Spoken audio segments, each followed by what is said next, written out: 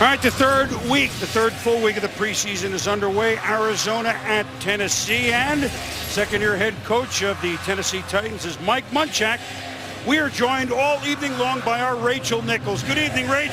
Hey there, Boomer. Now, I got to ask, Mike, you came into this preseason with a veteran who did very well for you last season, Matt Hasselbeck, but also Jake Locker, who this franchise invested the 8th overall pick with last year.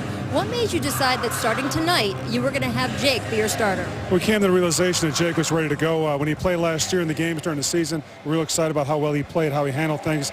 He continued that during the offseason and into the preseason camp, and really this guy's ready to play.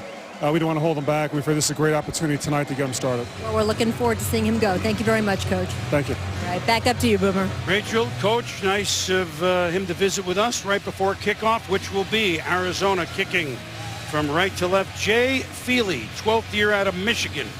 He's well-traveled. Atlanta, the Giants, Miami, the Jets. His third year with Arizona, and young wide receiver Mark Mariani is about 7 yards deep in the end zone, and Trent about to get underway. Look forward to it.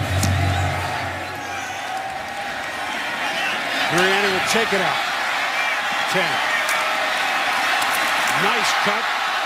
Plus yardage on the gamble up to about the 23-yard line. Greg Toller on the tackle.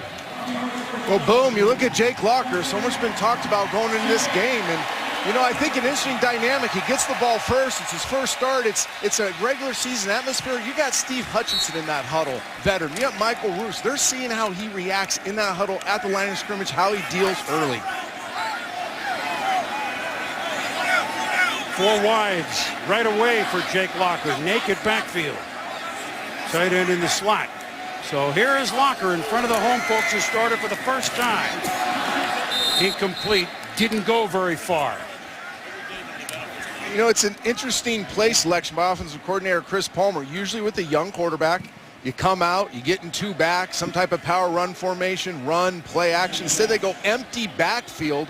A lot of protection burden on Jake Locker. They did give him a quick throw, but the defensive line knows empty backfield, quick throws coming, got their hands up, made the play. Big Dan Williams, #1 pick of a couple years ago, more expected of him, made the back down. 2nd and 10 from the 23. Chris Johnson, nowhere, lost 1.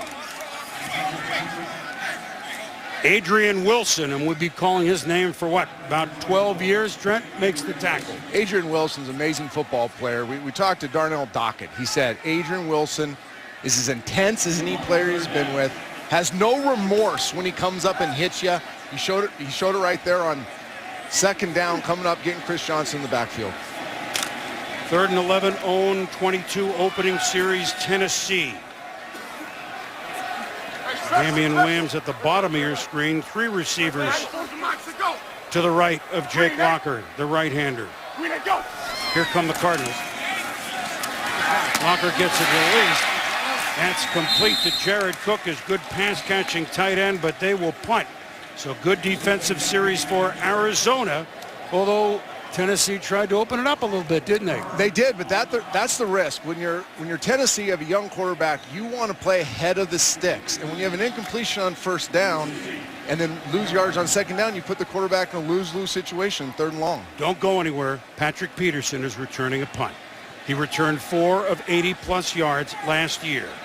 4 tied a record for 1 season. Brett Kern the punt. Peterson at the 30. Nowhere. Tennessee was ready. Nice kick by Kern. That ball was in the air a long time. Let his coverage teams come down there. Aaron Francisco on the tackle, and now 3-and-out Locker. John Skelton. An interesting tale of from El Paso, Texas to Fordham. Most people in El Paso went, what?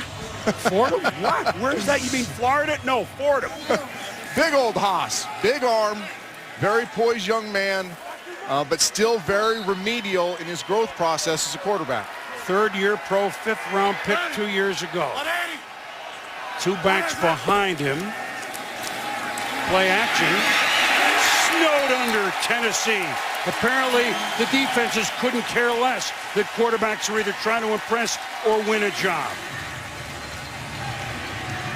And, you know, this has been a theme throughout the preseason for the Arizona Cardinals is interior pressure. John Skelton's on rhythm here, has the receiver, but it's a jailbreak. This offensive line for the Arizona Cardinals has really struggled protecting either quarterback. There's really nothing you can do in that situation with the ball in your hand except eat it. Cameron Wembley, one of the additions to Tennessee, made the tackle. So, second and a bunch. Skelton stands in pocket. Overthrow. Picked off. William Gay.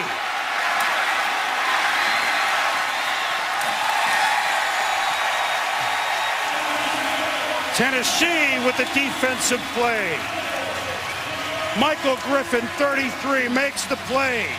Griffin, who a #1 pick a few years ago, he is expected to step up and has done that with the absence of Finnegan right away here.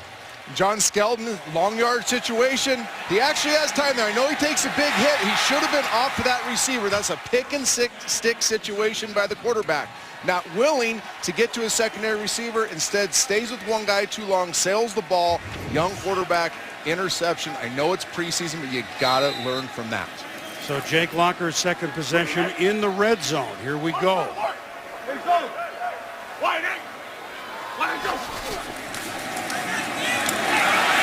Chris Johnson. Close to it. Looks like he has a first down. Now that burst looked like a couple of years ago, Trent. That did. And the right kind of run scheme too. That outside zone he's so comfortable with. You look at this Titans offense, and they're built for single back runs with Chris Johnson attacking the edges, the bootlegs. You have those two bookend tackles in Stewart and Roos. You got tight ends that can block. This offense, when going well at the quarterback position, has a lot of firepower, some big old dudes up front that can block. Mark just shy of the first down. A quick slant out. Touchdown, Tennessee. Kendall Wright, their first-round pick from Baylor, the target for RG3 through the last few years. Now the target of Jake Locker. 6-0 Tennessee. And if you're a Tennessee Titan fan, you were excited. Look at the rhythm by Jake Locker. Kendall Wright, the exciting young rookie that burst at the line of scrimmage, makes the corner turn his back. Jake Locker, Kendall Wright worked on this at practice the other day. That back shoulder throw, perfectly executed for the dime and the touchdown, boom. Was that on Peterson? I don't think that was on Peterson. I don't know. We'll get a look again. Doesn't matter. It's a touchdown, and here's Rob Baronis, one of the best kickers in the league. And, of course, every score, every possession change, and that's a nice shot right there, by the way. Every score, every possession change is reviewed, even if it looks like there's not a lot to review. Yeah, that one looked pretty clean to me. The punter Kern to hold, Baronis to kick.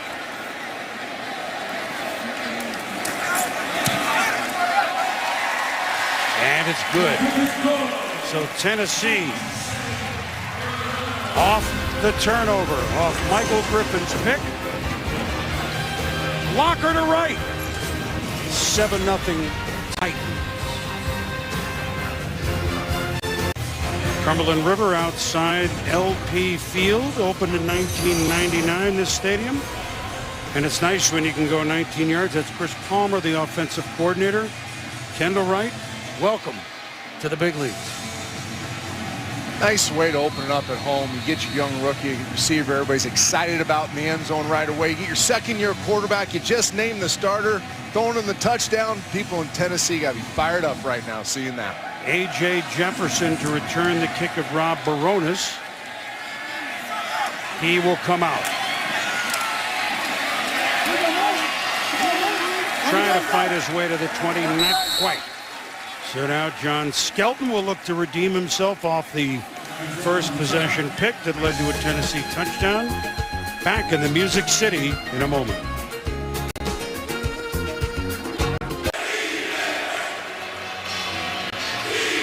Jake Locker, first start in front of the home folks, the week 1 starter, and he went right after one of the best, Patrick Peterson. Hey, it's our preseason too, Boom. We didn't know it was Patrick Peterson. It was one of the best corners in the NFL. But Kendall Wright gets on his toes quick, and you can't beat. There is no defense, Boom, for a perfect throw, and that's what that was on the back shoulder. So now John Skelton, his second series, Arizona. Skelton, Kevin Cobb, one of them will be the starter 2 weeks from now against the Seattle Seahawks. Beanie Wells, the single back behind Skelton. The give is to Wells, his first preseason carry. And in this game, and nowhere fast. Yep. We take a look at this offense, which doesn't matter what names you throw up there, Trent. There's this guy, number 11, L. Fitzgerald. It's pretty good as a receiver. There he is, and the scroll should stop with him in the middle, because this might be the only offense in the National Football League that the entire offense is built around one singular person at receiver in Larry Fitzgerald. They have to adjust a lot of things to create space for him. The give is to Javaris James, and again, good penetration, Tennessee. You know, I don't want to harp on play calling all night, Boom. It is the secret sauce of quarterbacking, play calling is. But when you throw an interception in the first series, the last thing you want as a quarterback is to come out and run it twice right off the middle. You see here, penetration, left tackle gets beat. But what happens is now your last pass, as Jonathan Skelton, was an INT. Your next opportunity to chuck that ball around is on 3rd and 11, one of the hardest downs in football. Skelton, shotgun. Time, swing. They are nowhere near it. Todd Heap, the veteran tight end, you know him better as a Baltimore Raven. And so the first possession, Arizona ends in an interception. This one will end 3 and out. And Jonathan Skelton did the right thing there. Tennessee Titans played one of those soft, passive, retreating defenses you see on 3rd and long. He had no option but to go underneath to Heap, get the completion, understanding that a punt is a lot better than throwing another pick.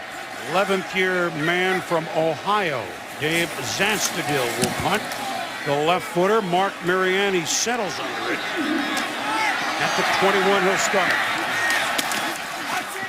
Pretty nice return of 14 yards. And so Jake Locker will take over for Tennessee at the 35, up 7-0 here in the first quarter.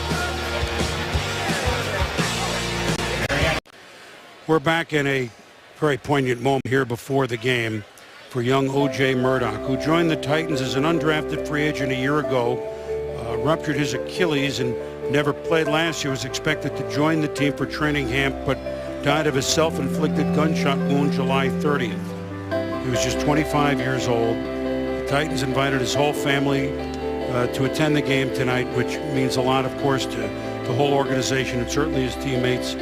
Jay Messina, his mom, his dad, Kelvin, Sharina and Kerry, his sisters, Sherrod, brother, Tiana and niece, and of course, all year long, the Titans will wear on their helmets a football-shaped decal with O.J.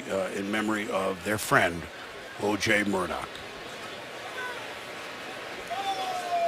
We have an injury on the field for Tennessee, and that's Mark Mariani, who returns punts and kicks and is a valuable extra receiver. And we don't want to be doctors, but he's still down here, Trent, and he fills a lot of roles here for these Titans. He really does. Had dinner with Matthew Hasselbeck and Mark the other night, and really impressed with the young man, Mark Mariani, and this impact he has on this team. This would be a big loss.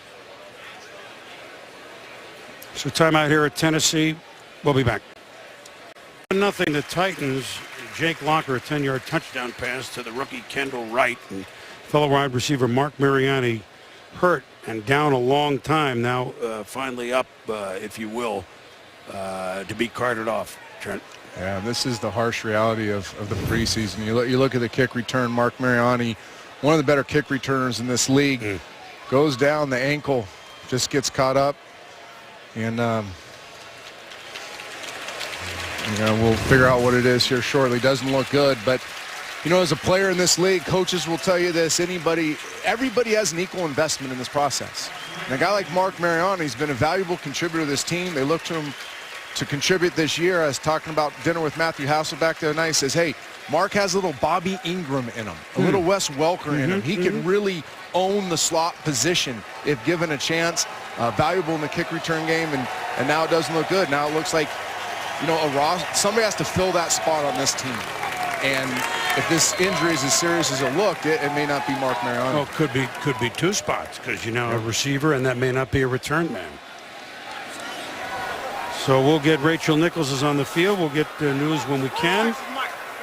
So Locker now begins his third possession.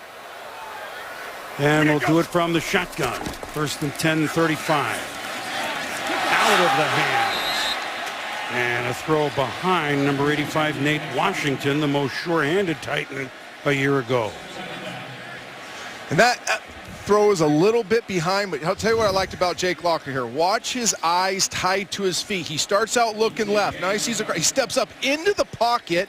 His eyes and his feet are together. Yeah, it's not a super accurate throw, but a ball that should be caught, and shows that pocket awareness that young Jake Locker's growing into. Two tight ends in now for Locker under center. 2nd and 10, Titans. Throw is on the outside for a few yards to Kendall Wright. Pickup of 4. I like that play call by Chris Palmer, the offensive coordinator. If you're going to throw the ball on 1st down in this league, and you're going to throw in completions, it is really hard then to run it on 2nd when you have a gimme completion out there. This league is set up to throw the ball, so on 2nd and long, there's some gimme completions. Chris Palmer called a little quick hitch to Jake Locker's left, bangs it. Now you're in a manageable 3rd down situation for a young quarterback. 3rd and 6 at the 39, 3 wides, Tennessee.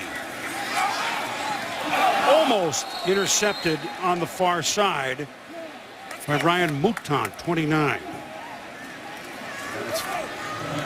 And now let's go to Rachel for the update on Mariani. Well, Boomer, Coach Mike Munchak came out to see Mariani on the field. He was shaking his head as he came back to the sideline, and you can see why. He has a left tibia fracture. He is on his way to the hospital right now, but no one here on this Titan sideline thinks that that looks good, sounds good for him. They might be quite some time. Well, that's not good news. Now Kern in. Short kick. Good news, Patrick Peterson is not there. And neither is any other Cardinal, and it ends up being a nice kick. So angled out in the side of the 20. So 7-0 Titans. Here comes John Skelton for his 3rd series, and Levi Brown, who never missed a game at left tackle. Tricep surgery, gone at least 3 months. They'll have to decide before the beginning of the season if he's IR. But the bottom line is this is a new left tackle here in a big spot. DJ Young, a practice squad player a year ago. 1st down, Cardinals. Flag. Beanie Wells a couple of yards, but we'll see. First time to listen to our member, again, replacement referees. Robert Dalton is our referee tonight. Holding, offense number 71. 10-yard penalty, 1st down. It's left guard Darren Collard. And listen, Boom, you mentioned it. DJ Young was on the practice squad last year playing tackle. Now he's thrown in there to be the starting left tackle for the Arizona Cardinals. And so much has been made about this quarterback competition between Jonathan Skelton and Kevin Cobb. It doesn't matter who's playing quarterback for the Arizona Cardinals if they don't fix their tackle situation and some other offensive line situations they have going on. Tom Brady couldn't be successful if you can't block for him. 1st and 20. Draw, so that just gets a few. Very safe call. Here's the big man. Send Derek Marks on the tackle on Beanie Wells. You have DJ Young again. We're talking about him. Draw set. Engages the defensive end, Cameron Wembley. Does his job on that play. But it's really in pass protection. Got to keep a close eye on DJ Young and this entire offensive line. 2nd down, Skelton. Nice throw in the seam to number 87, Jeff King, tight end. So a good throw, Skelton. First down, Cardinals. Beautiful throw by John Skelton. The rhythm behind this throw, just a seams principle, hits his back foot, changes the arc of the ball a little bit, puts some tempo on the ball to get over that defender. Nice route by Jeff King, getting to his landmark, seam running 101 by King. Very nice. First down, Cardinals, their first one, and that Wells tripped up very quickly. Two other games going on tonight in week 3 of the preseason. Susie Culber, how's that chair feel over there, Susie? Pretty comfy, Chris, thanks. Dress rehearsals around the league. Jacksonville at Baltimore. Joe Flacco and company in the red zone. The play-action pass to Anquan Bolden. Baltimore up 9-0. Flacco has been in rhythm tonight. Thank you, Susie. Joe Flacco. Ravens hope to make that next step to get to the Super Bowl. Ryan Williams now, the running back, flags down as Skelton looks to throw it underneath. And that is caught by Andre Roberts, number 12. But again, we'll see. And college pointing the other way against Tennessee. And we'll have the predictable huddle by the officials, not by the Cardinals. Offside. Defense. 5-yard penalty. Still second down. Yeah, correct. Starting to feel a little better, isn't he? Yeah, and we saw it. We talked about Joe Flacco there coming back from Sue's, and a lot of comparisons have been made in Arizona to Jonathan Skelton and Joe Flacco. Big guys, tall, great stature, big arms. But like all big guys, they need to learn to play a little more sudden in the pocket, make quicker decisions. But I like the way Jonathan Skelton's bounced back from that first interception. Beatty Wells back in after taking that bang. He was only out for a play. Selden's going to throw it. And it sails wide of Larry Fitzgerald. Looks around, but nothing called. A little pressure by Derek Morgan. First round pick a few years ago out of Georgia Tech. They've always been kind of a rush in group team. 7 or 8 guys, Trent. Yeah, Tennessee Titans defense. I like this unit now. It's young. It's a young group with some nice veteran influence, but a group that played really well last year. 8th in points, 3rd in the red zone, 3rd on 3rd down. Critical downs, a good defense. But only 28 sacks. They want to improve that. 3rd and 5. Skelton in trouble. Incomplete. Good pressure again. Not a big drop, so you got to find someone right away, right? You mentioned getting pressure on the quarterback. That's something that's been talked about all off season in Tennessee. We see here great pass rush moves up front by the defensive linemen. They're all working. See the game going on there up front. They brought in Keith Millard, the great defensive lineman, to teach these guys how to get to the passer better. He's teaching the secondary, the defensive line, the linebackers how to rush. I think he's even teaching cheerleaders pass rushing moves to help them get home and eat the quarterback. So remember, Mariani out. Darius Raynaud, man that's really fighting to make this team as a return man and a back. 51-yard punt, fair catch, 7-0 Titans. Monday night season opener begins with Monday Night Countdown at 5 Eastern, a 2-hour show to get us set for Bengals at the Ravens at 7 Eastern time, followed by Chargers at, I have to do it, the Raiders, 10:15 Eastern, 7:15 Pacific. Monday Night Countdown, 2 games. What better way to finish up the opening weekend in pro football, and we get to be the caboose. Yes, we do. So, I formation behind Jake Locker with Tennessee leading 7-0. And that's Chris Johnson, who a couple of years ago became just the 6th player ever to gain 2,000 yards. Obviously, pretty good group. Eric Dickerson, Jamal Lewis, Barry Sanders, Terrell Davis, O.J. Simpson, and him. Next year, 1,300 yards. Last year, new contract, struggled to get just to 1,000. This can't be like this, Trent. Can't. The pitch to Johnson. Arizona has him strung out. Theories on his struggles? Yeah, Boom, you're right. They got to get Chris Johnson rolling again. Now, he doesn't have to rush for 2,000 yards for this team to be successful, but he needs to run like the back he once was. Without the offseason last year, he came in, he wasn't in shape. The coaches talked about his indecisiveness as a runner last year. They also said there were some offensive line issues. The blocking wasn't as good. So they chose to throw the ball. They bring in Steve Hutchinson, probably the best guard in the last decade in the National Football League, to short that offensive line. And I think they'll major running left with Chris Johnson. Javon Ringer in with trips to the right of Jake Locker and out of the hands of Ringer. And that was almost trouble. So this time Arizona stands tall and they stand to get good field position. Bringing out Tennessee for the third time. Chris Johnson, by the way, just 4 for 9 tonight. And Boomer, the Tennessee Titans have really struggled in the screen game this preseason. That's at least their third drop on gimme screens in the preseason. For Jake Locker to be successful this year, they got to major in the screen game. They got to change the launch point. They got to give him those quick throws. They better start executing the screen game or they're really going to struggle offensively. Brett Kern to punt it out of his own end zone. Jamar Johnson standing near his 40. He'll have a chance to return it over the midfield stripe. So we saw Peterson once. He went backward and gave up a touchdown. Yeah, he'll never make it. Arizona in business in Tennessee territory. Susie, because his younger brother Jordan Rodgers announced he will be the starting quarterback this year right here in Nashville for Vanderbilt. Both Rodgers dealing. Yep. And for the first time for the red zone, Arizona dealing. Except the Tennessee defense is dealing as well.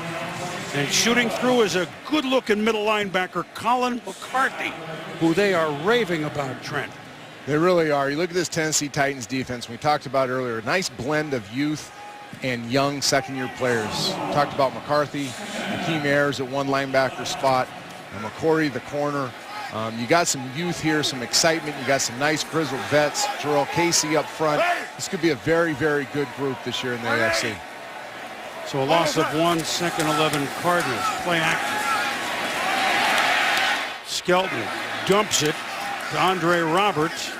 Does a good job finding his outlet, Trent. That's close to a first down. That was a nice job by Andre Roberts, too, staying alive. It was one of those little quick play action pass to the left. Usually the ball's thrown on rhythm. Jonathan Skelton able to extend the play a little bit, moving left, and Roberts working open in the void in the zone to get the completion. Put him in a very, very manageable third down situation. With the field position they started with, they really need to convert this and get some points on the board. 2 tight ends and banging through for a couple of yards is Beanie Wells, the big back. Well, we've had our first third down conversion of the night by either team.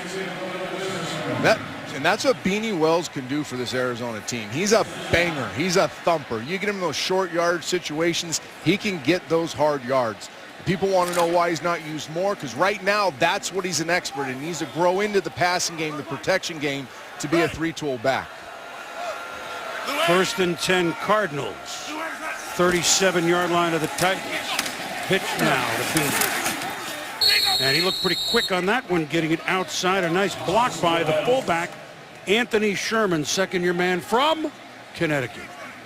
A nice play here. We just saw him go off tackle, get the hard yards. Now you pitch him the ball, let him get on the perimeter. Like you said, nice job by the fullback, sealing the edge, and then Beanie gets those shoulders downhill, and he's going to fall for 2 or 3, or at least make somebody feel him finishing the run.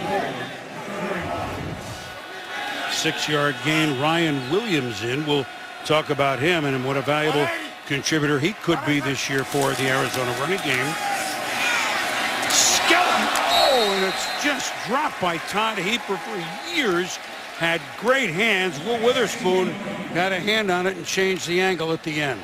Yeah, another nice play by Jonathan Skelton on a seam route again. This time off play action. Todd Heap gets his width, and Jonathan Skelton anticipates it, makes a nice throw. Todd Heap's got to make that play.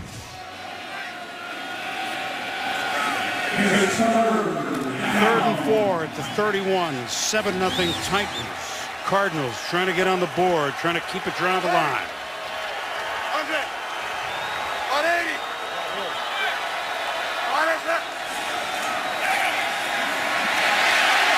Skelton going backwards.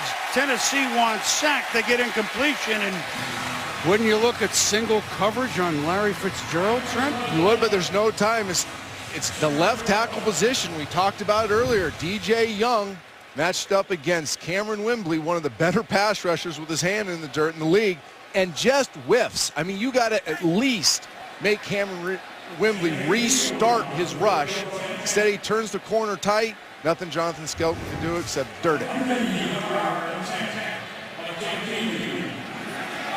Jay Feely will try to get Arizona on the board with a 49-yard attempt. Zastudil to hold the punter. Mike Leach, 13th-year man from William and Mary, is the long snapper. Ball is down. The kick is up. It's on the way. It is good. 49-yarder with room to spare. So the Cardinals on the board. 7-3 Tennessee. Interception Griffin in the very early going of this one, and Jake Locker, the touchdown pass to the rookie Kendall Wright. A lot of similarities with these teams in that, look, both teams, Trent, are looking at new quarterbacks, yeah. Jake Locker, and then Arizona still trying to decide. Both teams were finalists, if you will, in the Peyton Manning sweepstakes. Both teams also drafted receivers in the first round. We've seen Wright, Floyd, of course, for Arizona. So both know that they got miles to go in the passing game. What have you seen thus far? They really do, but I like what I've seen so far from Jake Locker, Tennessee Titans, and the offense in general. I know they just have the one short field that they scored on, but it looks like they have some rhythm to their offense. There's some continuity there. The Arizona Cardinals, I mean, I know the easy things to always talk about the quarterback competition, but it's virtually impossible to evaluate the quarterback when he doesn't have time to play the position the way he's taught to play it and do his job. So the Arizona Cardinals need to be far more focused on shoring up their offensive line, getting this tackle situation fixed, helping their tackles if they have to, before they worry about who's going to play quarterback for them. Well, look, it's early. 3-step drops with a porous line. Might you want to stop? Try 5 steps? I think you got to go to the quicker drops. I think you got to throw the ball in early downs when it's a balanced defense to give them a chance. Good kickoff, Feely, and that'll be a touchback. So Jake Locker, look, a 4-year starter at Washington, survived an 0-12 season. So you know he's mentally tough. Does he have the accuracy at the moment to be a big-time player in this league? Well, that was a knock, you know, and evaluating Jake Locker, there's so much to like. The one thing that came up with his accuracy is his accurate throws, or he's inaccurate to runaway targets. He's very good to stationary targets. When the receivers are moving away from him, he tends to struggle. The fake to Chris Johnson. Here's what he can do. Slides a flag way downfield. Locker took a quick look, and he's out of the locker room, so to speak.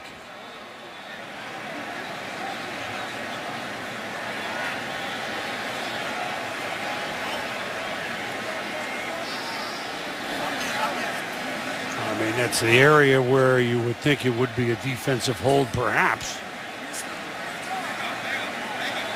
There is no foul for illegal contact. Second down. Because there was never a pass. Quarterback was out of the pocket.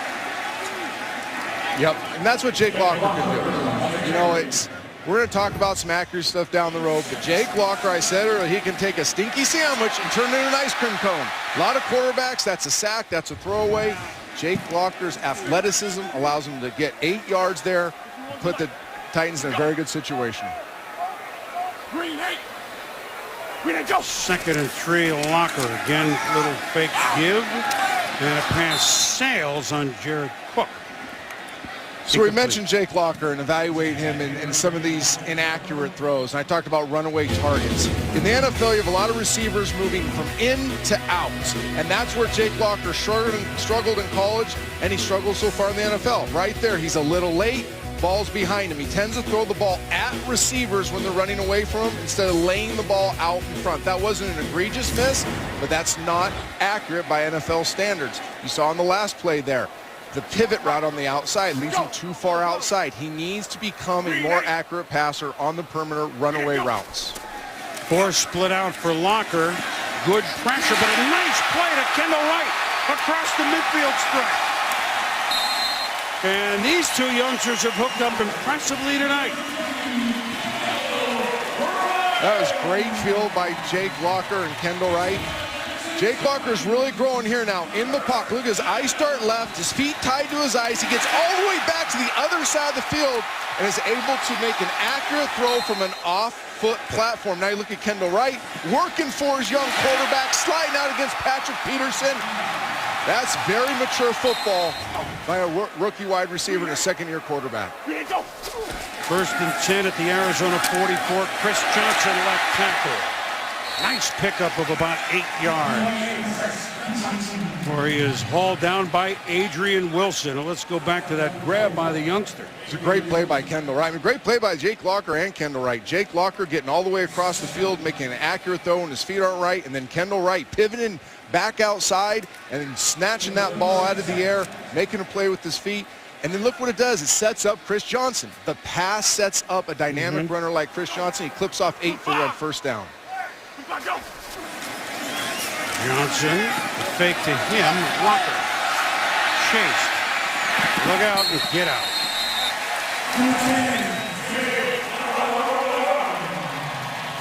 Chased by Quentin Groves, out of bounds with Locker. It just drives defenses crazy. Because there was patience there by Jake. After he comes off the play fake, he's looking downfield. They're trying to hit the deep corner by the tight end. Arizona has it covered up, backs up. Jake Locker moves the chains with his feet. Locker and Wright, youngsters, give the Tennessee fans something to cheer about as the Titans try to continue on the move, leading 7-3 at the end of one. Evening now in Nashville, the Music City. A lot of fun here, a lot of excitement. First time well, Elvis is always in the building, isn't he? Phil Vassar before the game, one of the many country music stars here in Nashville, entertaining the folks. They are home 3 straight weeks, if you will. 2 preseason games on the road, Tennessee. The loss at Seattle, the win at Tampa. Home next Thursday to New Orleans, and then home for real against, no problem for Jake Locker, because he's going to be able to match it up with Tom Brady and the Patriots. It gets real fast for the Tennessee Titans. Alert, alert, alert. So first down, Tennessee at the 33 of the Cardinals. Hard hit of Chris Johnson by number 51, Paris Lennon. You look at that first quarter, Boom, and the Tennessee Titans. You got to talk about Kendall Wright. I know we're talking about the quarterback, but look at him beat Patrick Peterson, one of the better players in the NFL. Actually smokes him on the fade stop there, and then working for young Jake Locker on the arrow route, working back outside for him, making the big catch, and then getting upfield. Kendall Wright, so far, putting up some fireworks for the Tennessee Titans. 2nd and 9 at the 32. Give is to Johnson up the middle. Pick up a 4. And this is going to be an interesting down and distance for the Tennessee Titans early this year. They're playing explosive offenses to start the season, so they got to match points offensively. But typically in this situation, you're on the 28-yard line, you have a 3rd down, you're not going to take a lot of risk when you have Rob Baronis, their field goal kicker. Typically, you'd be comfortable with points there. I think they got to play aggressively with Jake Locker, considering who they're matched up against early in this regular season. 4 wides and Javon Ringer to the left of Locker on 3rd and 4. Here come the Cardinals. Nice pass underneath to Nate Washington. Touchdown, Tennessee.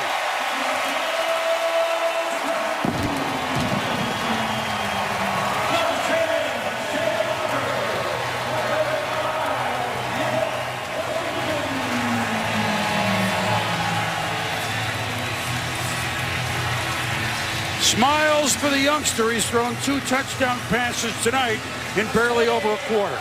What a nice play. And kudos to offensive coordinator Chris Palmer. I talked about being aggressive. They extend the drop.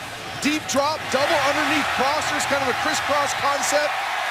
Jake Locker does a nice job with his eyes, putting down the middle of the field. Nate Washington beats us underneath coverage, and the rest is history. Just trot on into the end zone when it's a perfectly thrown ball and a perfect route.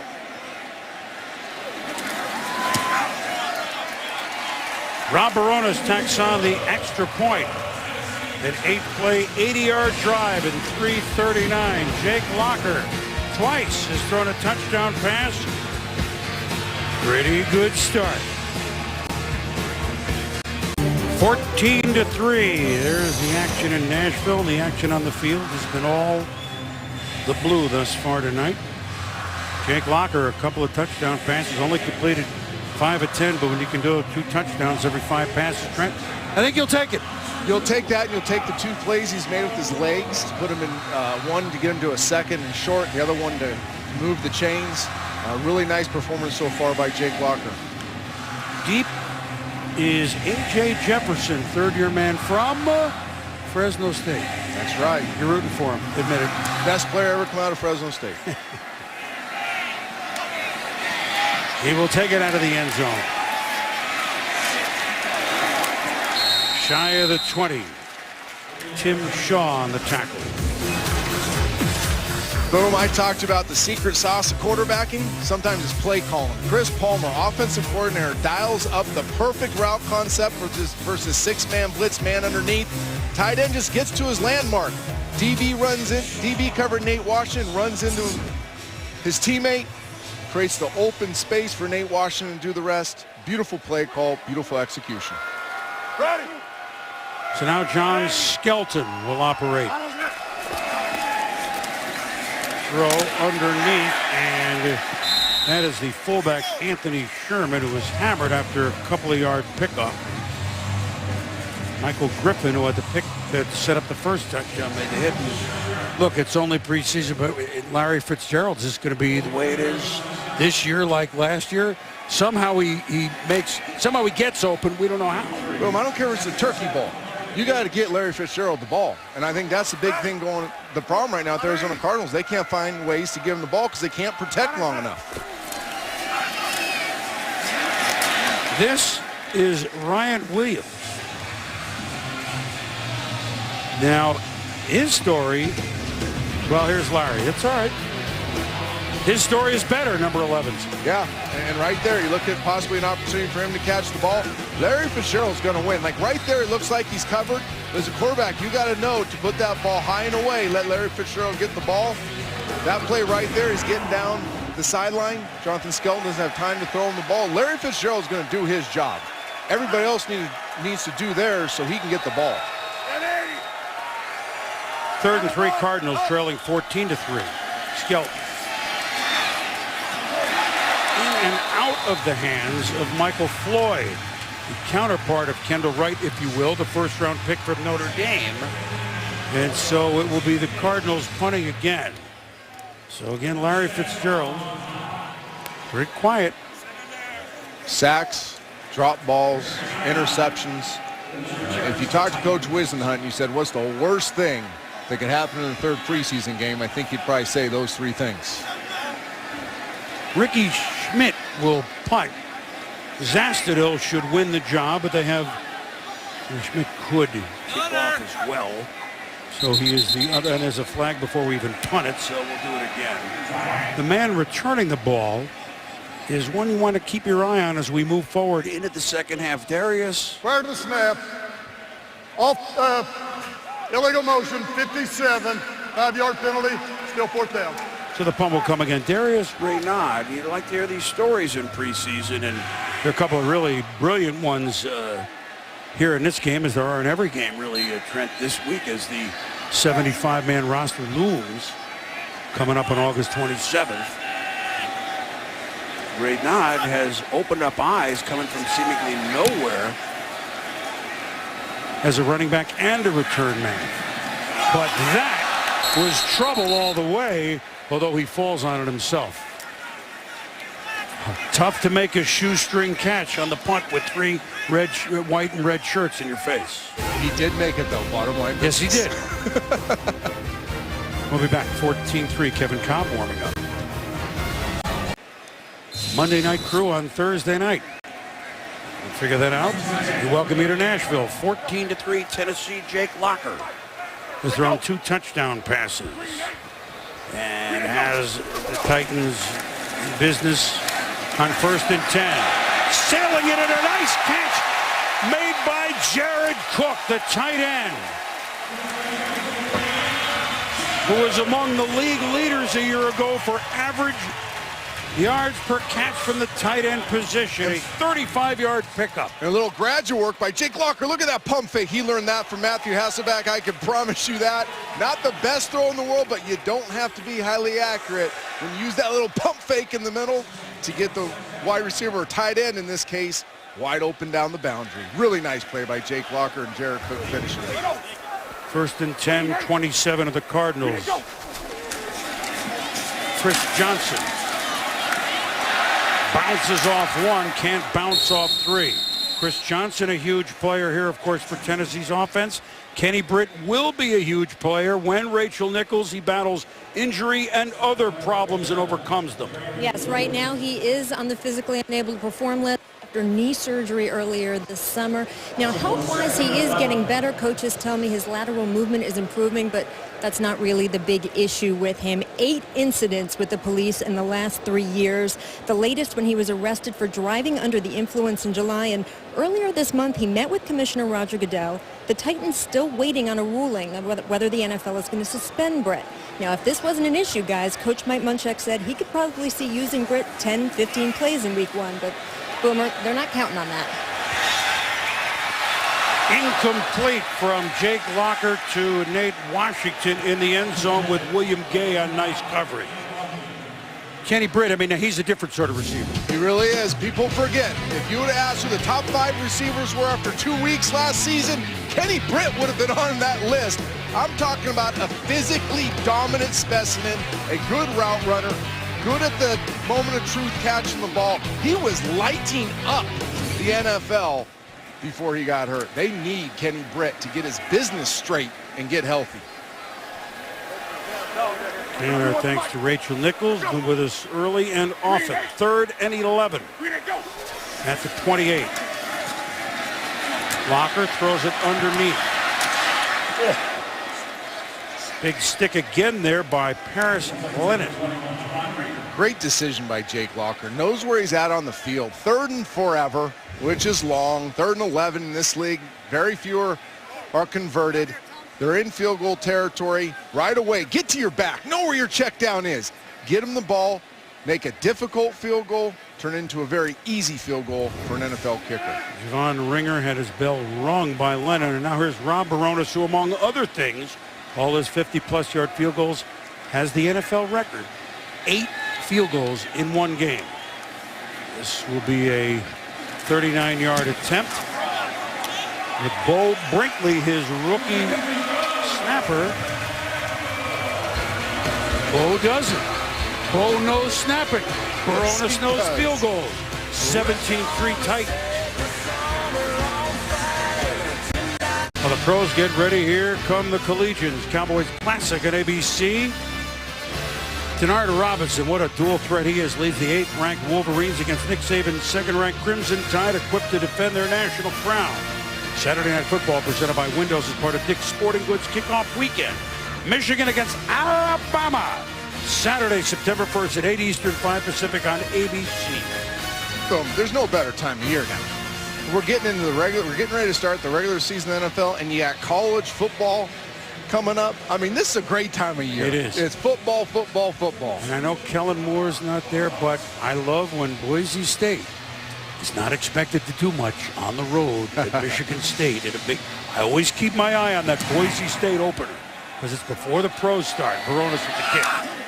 A.J. Jefferson, pride of Fresno State. Returning it better than Dilfer ever could. Amen. Up to the 23. And now Kevin Cobb comes in. Remember, Jake Locker has been tabbed by Mike Munchak to be the new Tennessee starter over Matt Hasselbeck. But John Skelton did not impress, and Kevin Cobb still has a chance to win this job. Skelton was 4 of 10 for 41 with a pick that set up the first touchdown. Tell you what, talk about opportunity for Kevin Cobb. Jonathan Skelton did really nothing to separate himself the time he was in, whether it's his fault or not. If you're Kevin Cobb, you're coming in and you want to put the foot on the throat. Make a statement that you're the starting quarterback for this football team. 188. Tokyo. Ready to go. Cobb to throw. Maybe not. And that again is Cameron Wembley, one of the new additions here. Oakland last year. And boom, he's just destroying DJ Young. But at some point, the offensive coordinator, the play caller, has to help him out. You got to chip with them.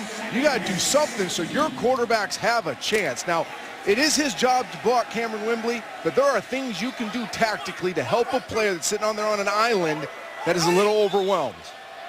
6-yard loss, second 16 for Arizona. Throwing again is Cobby Hope. Maybe not. Barely dumps it off. And looking for Ryan Williams. And again, it's Cameron Wembley. It's just a total jailbreak, boom. All right, this is the National Football League. Cameron Wembley's a talented pass rusher. We mentioned it. Oh, boy. But DJ Young setting inside and setting outside, no reason there. This should not happen. And I can't harp on it enough. You can't properly evaluate anybody when you have one person getting beat so bad. 3rd and 16. And the dump off, and that's even worse. Colin McCarthy, the second-year middle linebacker, smelled that. To Javaris James, so backwards go the Cardinals. And now they're going to punt out of their own end zone. They're going to try to throw a screen to slow down the pass rush. McCarthy sniffs it out, makes the play in the backfield. Goes from bad to worse for the Arizona Cardinals. Ricky Schmidt punting out of his end zone. Good high kick. Darius Ringod juggles. Finds a seam. Gets planted, but made a nice 10, 11-yard, 12-yard return. James Sanders, you know that name, one-time Patriot, was a Falcon, playing teams, trying to earn a spot here with Arizona. It happens quickly. We'll be back. See over Arizona midway through the second quarter. Happy pass rushers, unhappy pass blockers. Maybe Russ Grimm needs to get in there. Probably could block better than the Cardinals are right now. Plus territory for Jake Locker. The pitch to Chris Johnson picks up about 2. Boom. One thing Matthew Hasselbeck did better than anybody in football for a long time was pure progression passing. Now you can see the influence on Jake Locker. Here you have him coming out left. See, his eyes and his feet are ready to throw it left. He's not open. So you tie your feet to your eyes, you get your eyes back to the right, trust your receiver, deliver a ball off platform, and let your receiver work. That's graduate level quarterbacking that Jake Locker has never shown up to this point. Shows that he's growing leaps and bounds. Washington in motion at the top. 2nd and 8. Play action Locker. Batted at the line, incomplete. Boom, we just talked about graduate level quarterbacking with pure progression passing. How about the nuance of the pump fake? Look from up top here. Jake Locker, top of his drop, that big heavy pump fake in the middle. Look what it does to the corner and the safety. They jump the seam, leaves Jared Cook running right down the rail, wide open. Jake Locker throws it away from the safety, trying to make the play. Those are 2 beautiful plays by Jake Locker that really should have everybody in Tennessee fired up that he is growing fast. 3rd and 8. Locker firing high over the outstretched arms of Nate Washington. Really close there. So right read. Nate Washington doing a nice job getting across the safety's face. They're trying to run another seam concept, get the inside receiver across the middle, attack that single high. Jake Locker just loses this a hair high. Real tight. Oh, so close. Great route by Nate Washington. As good as Jake Locker's been, he's going to really want that one back. If he hits that on the front pad with the safety slipping, that's going to score.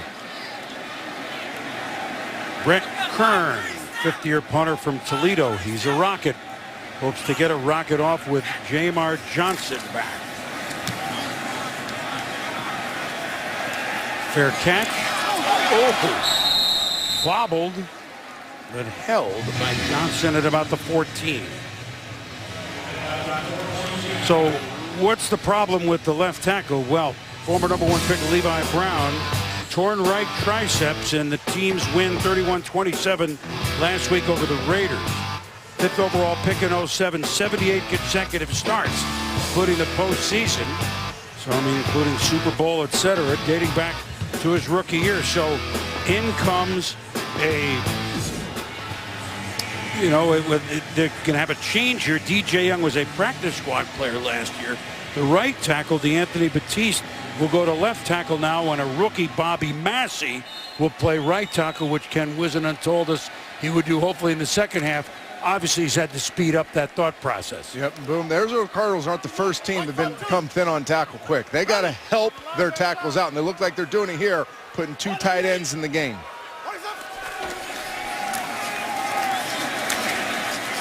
Ryan Williams, nice burst. And we started to tell his story.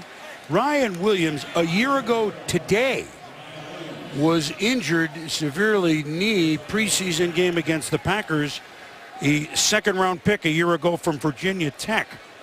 So we never saw him last year as a Cardinal. Normally 9 to 10 to 12 months of rehab for his injury. The fact that he's even playing, he's ahead of schedule, and obviously credit to him. And he's in the middle, not a huge banger, but then they have Howling, who's not playing tonight, who's a little guy. He can make a big difference in this running game. First down, Cobb to Larry Fitzgerald. Hello. Yep, and that's a great play call. Great execution by Kevin Cobb. Larry Fitzgerald going to get a one-high look. They've run the ball a little bit now. So get your quarterback started. Rhythm drop. You could let the defensive line go there, and the quarterback can get a 5 no-hitch pivot throw off. Get the single coverage. Get some momentum offensively, and take the pressure off your offensive line. Williams hit behind the line of scrimmage, evades the tackler once. Colin McCarthy hit him first, then came back to make the play. So Kevin Cobb now in. Remember, a big trade a year ago with Philadelphia for Rogers Cromartie and a second-round pick and a big contract. Big things were expected of him coming from the Andy Reid School, which I want to hear you expound about. It started a couple games. McNabb was there, was the starter a couple of years ago, got hurt. Vic in and out a couple of times last year, injured. 3rd and 2. Batted, and there's your basic Cobb to college completion. Bad news, college is the left guard. Didn't quite have the burst to get the first down. I can't believe that. I know. You'd think college would have that burst to get up and get that first down. Didn't quite have it in his legs. You know he's one of my favorite players on the field. You know why? Not many people can say they're from where he's from. Number 71 is from North Pole, Alaska. That's near Fairbanks, in case you hadn't looked. He lived on South Santa Claus Lane. I don't make this up, okay? And so you can't make up that type of play. Kevin Cobb was getting ready to throw the ball on the perimeter there to the right. Didn't like what he saw. Trying to regrip that thing, get it back. Bounces up. College makes the play. Well, wait a minute. We gave him a hard. Did he make the first down? You talk about some second effort from North Pole, Alaska. He did have the burst in his legs. You know why? Because he went to Boise State. They all know offense there for Coach Pete, don't they? That was a heck of a play. Yep. Might just be what the Cardinals needed right now. A freakish play to get them going. Extend the drive. Get more plays. Get into a rhythm offensively. Let Kevin Cobb get back there. Put his back foot in the ground. Deliver the ball. Hopefully get Larry Fitzgerald more involved in the offense. 1st and 10, Arizona. Second first down with Cobb in here. Pass underneath, and that's Todd Heap. Near the first down marker, about 9 yards. Boom, we go back to last game. A lot was made of this. Tommy Kelly, defensive lineman for the Oakland Raiders, who actually was in the backfield one time in the entire game, calls out Kevin Cobb, says he's scared. And I'll tell you right now, if you want to call me a quarterback apologist, call me a quarterback apologist. This job is hard. There's not a dude playing quarterback in the NFL that is scared or that isn't tough. You wouldn't have gotten here if you were. Now, Kevin Kolb, I thought, did a great job standing up for himself, say, hey, criticize my play, but don't criticize my heart. He had every right to say that. I think Kevin Kolb has a great opportunity here to erase that perception that people may have about his heart and his toughness. 3rd and 1 at the 46.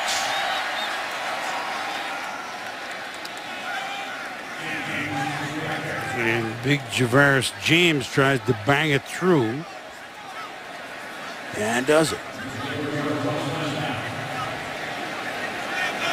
I like this hurry-up mode the Cardinals are in. If they get a first down, they're immediately going no huddle. This is another way to slow up a pass rush. You wear out those defensive line, make them sit there in that stance.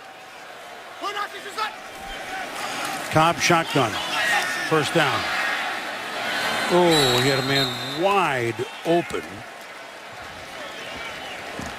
Jim Dre, one of the many tight ends here for Arizona, but Cobb, he had time that time. Well, he did. He climbed up in the pocket, escaped to his right, and it was not a great throw, but the receiver also bled up field when Kevin Kolb thought he was going to get straight across the field. So that was more of a timing issue, a rhythm issue between the receiver and quarterback than it was an inaccurate throw.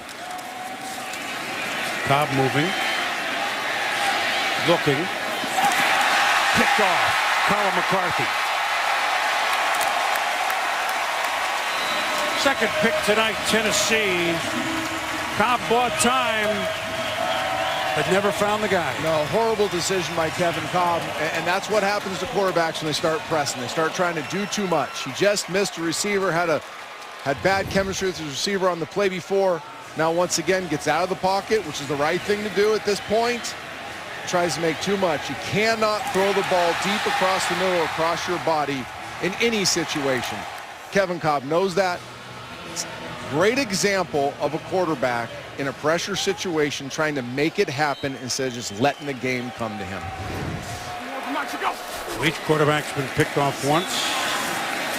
And now Tennessee in business. And Chris Johnson's, they're doing a good job on Chris Johnson tonight. They're Arizona doing that much. But they're playing uphill. And you look at this quarterback competition now, and neither guy is separated, and tonight's been no different.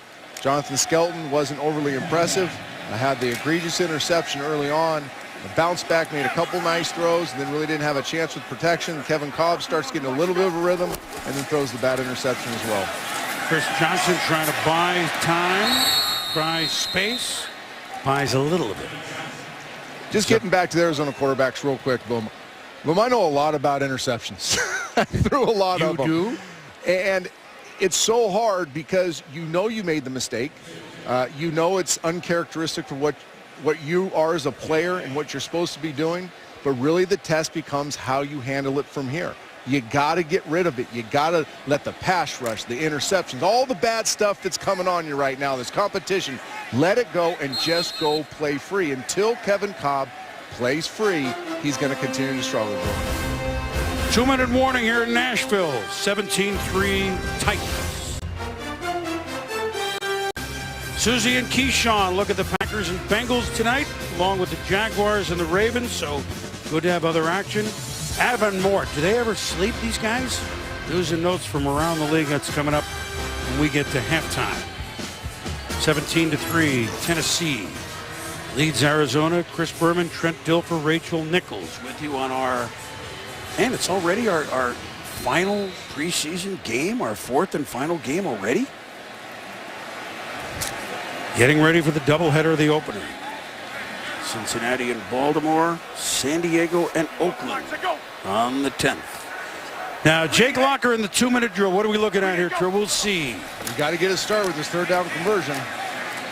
Nate Washington can't evade the first tackler. William Gay, really nice. Former Steeler. Sorry, Boom. Really nice play by William Gay. It looked like that play had a chance. Jake Locker climbs the pocket, gets to his second, third receiver. Nate Washington looked like he had a chance to run after the catch and get the first day, but then William Gay shoots out of nowhere, makes the play, stops the drive.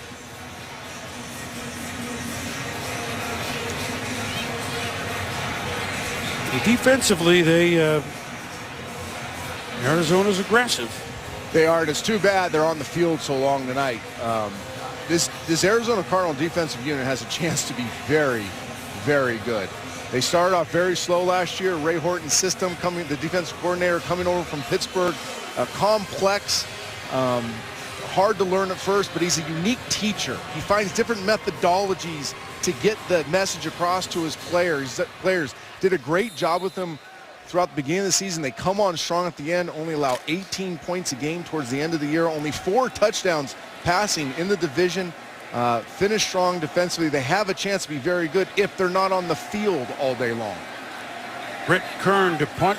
Jamar Johnson, number 83, standing at his 10 to receive it.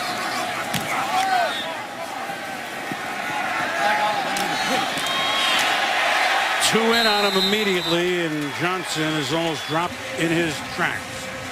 So 2-minute drill for Kevin Cobb. He's got a long way to go. Can he get something going for Arizona?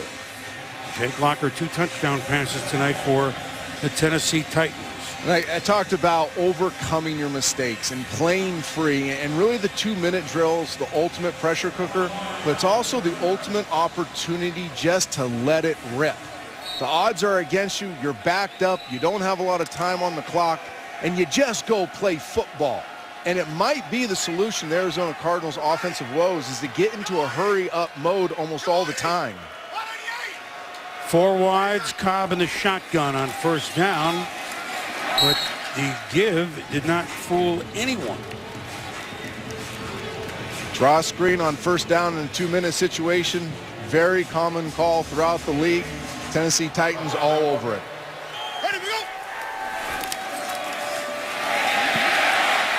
Cobb running left, firing, has a man, and you'll never guess who. Larry Fitzgerald. So there he is inside the 35. Now that was a good play by Kevin Cobb. Climbs up in the pocket first, and that's what I want young quarterbacks to realize here. He climbs up into the soft spot, then gets outside, separates his shoulders from his hips to get that left shoulder turn towards Larry Fitzgerald, makes a nice play. Tavares James on the draw play after that 53-yard pickup from Cobb to Fitzgerald. And now timeout. You would think you call a run, you have another one ready, but Tennessee injury.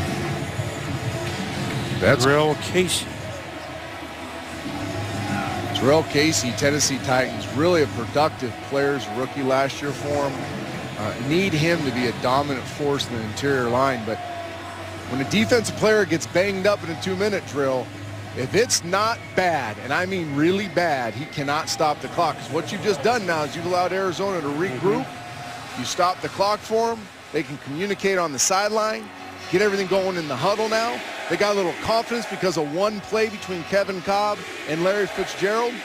I know it sounds harsh. I get it, everybody. But if you are banged up on defense in a 2-minute, it better be bad for you to stop the clock. 188! 2nd and 5, Arizona inside the 30. Cobb to Fitzgerald. Who's better at a slant than him? Great patience by Larry Fitzgerald on his route. Accurate throw by Kevin Cobb. I'm telling you, as bad as it's been for quarterbacks, sometimes it only takes one, and we're a legend in our own mind again. Come back and start dealing.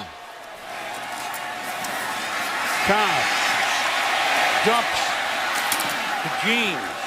Hit hard inside the 5. And now a timeout. So well run. 16 seconds to go. Really run well, Boom. I mean, they've done a great job using the clock. They get the one big play because Kevin Cobb has the poise to climb up in the pocket, the athletic ability to make the big throw rolling to his left, get that off shoulder pointed downfield to get that core rotation to deliver enough on the ball, and then Larry Fitzgerald taking over. And that's what you have to do. You've got to find a way to get the ball to your best player. That's play calling 101. Now this is because the quarterback creates some extra space, some extra time for himself. But right here, the under route. Nice job by Larry, working the patience of the route and then an accurate throw so Larry can get some yards after the catch. This is what the Arizona Cardinals should look like. And I talked about at the beginning of the drive. You get into more high-tempo offense, and sometimes it protects some liabilities you have up front.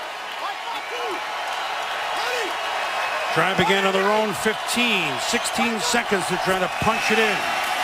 Second down, a throw to Fitzgerald. He is stacked up.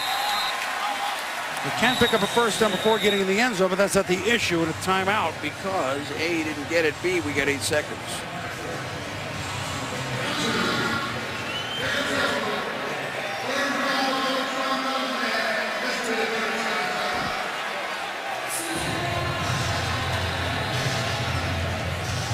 I mean, why all of a sudden Larry Fitzgerald, maybe a little better protection left side, but that can't be only it. Well, I think the tempo had something to do with it.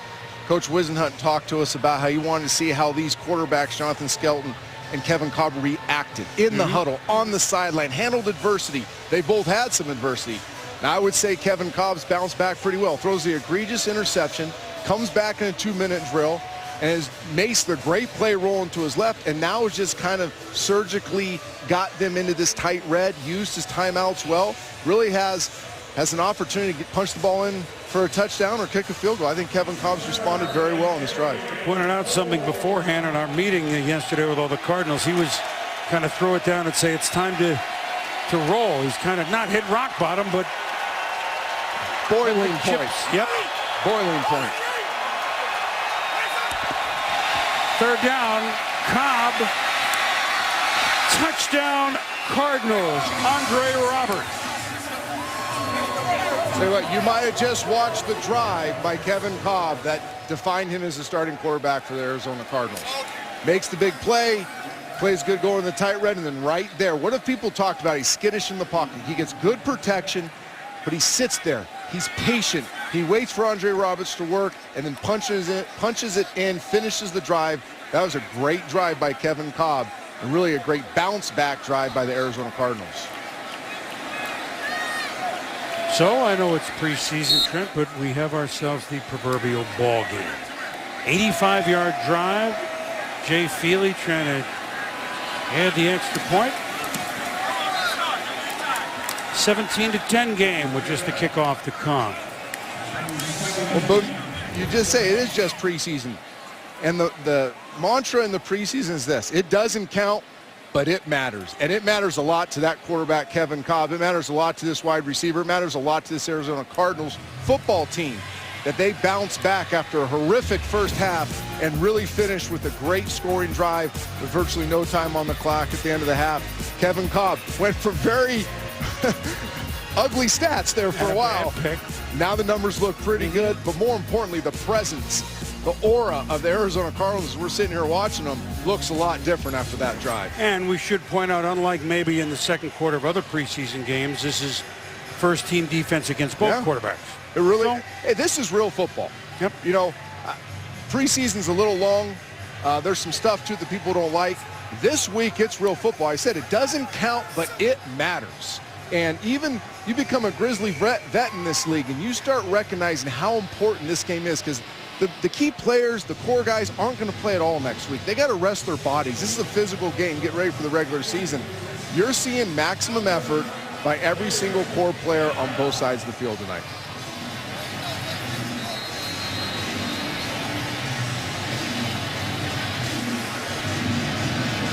So Jay Feely will kick it off. Raynaud will give it the nod.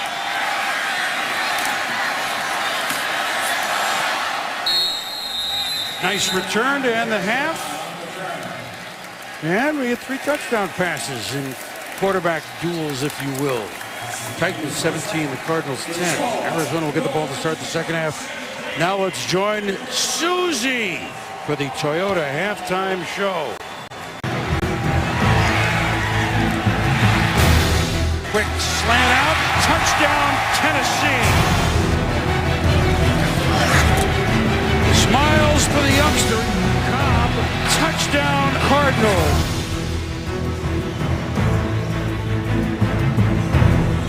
everybody here in Nashville. 17-10, the Titans leading the Cardinals. Chris Berman, Trent Dilfer, Rachel Nichols with you here in the Music City. And pretty good music for young Jake Locker, I would say, Trent. I mean, the 2 touchdown passes on the board in the first half.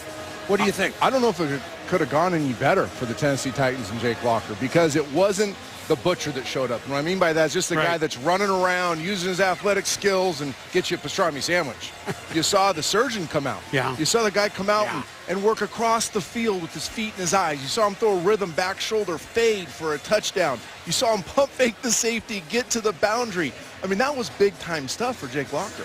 Locker's going to play a little bit more. That was the expectation for Mike Munchak into the third quarter. We will see Matt Hasselbeck.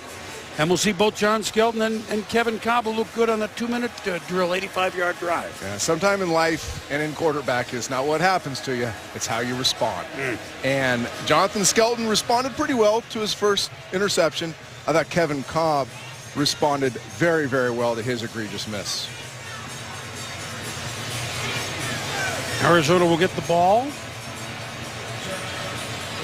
Cobb to come. Skelton with the ball cap on, Cobb with the helmet.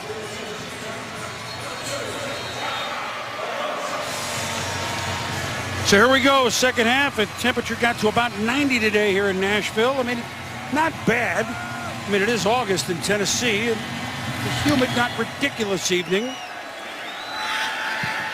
And the kick is William Powell coming out, making a nice return up to almost the 30-yard line. We talked about Kevin Cobb and bouncing back. Okay, so this is about as bad as an interception as you'll throw. And I know, because I throw a bunch just like it. Like I said, how do you come back? Show the poise. You climb up into the pocket. You get to your left. You use your athleticism and your core strength to get the ball down the boundary. You start dissecting the defense by getting it to your best player, Larry Fitzgerald, on time. And then you have the poise, the awareness, really your last play of the first half, to get it to your receiver, Andre Roberts, for the touchdown. Great bounce-back drive, and really a statement drive for Kevin Cobb. Now he's got to build off of that. Ready? 1st and 10, Arizona at the 28. Cobb, oh boy. Colin McCarthy. He does go all the way. Touchdown, Tennessee.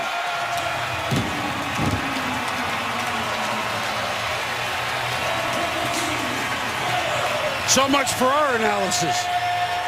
Wow. And McCarthy with a pair. We heard about how much is expected of him in the middle. Second-year man from Miami of Florida takes it to the house. And boom, after that great highlight package, talk all the good stuff about Kevin Cobb. He bounces back from bad to good, and now from good to worse, because that was a straight stare it down, not go through your progression, tight ends wide open over the middle, and force it in there and get intercepted for a pick six.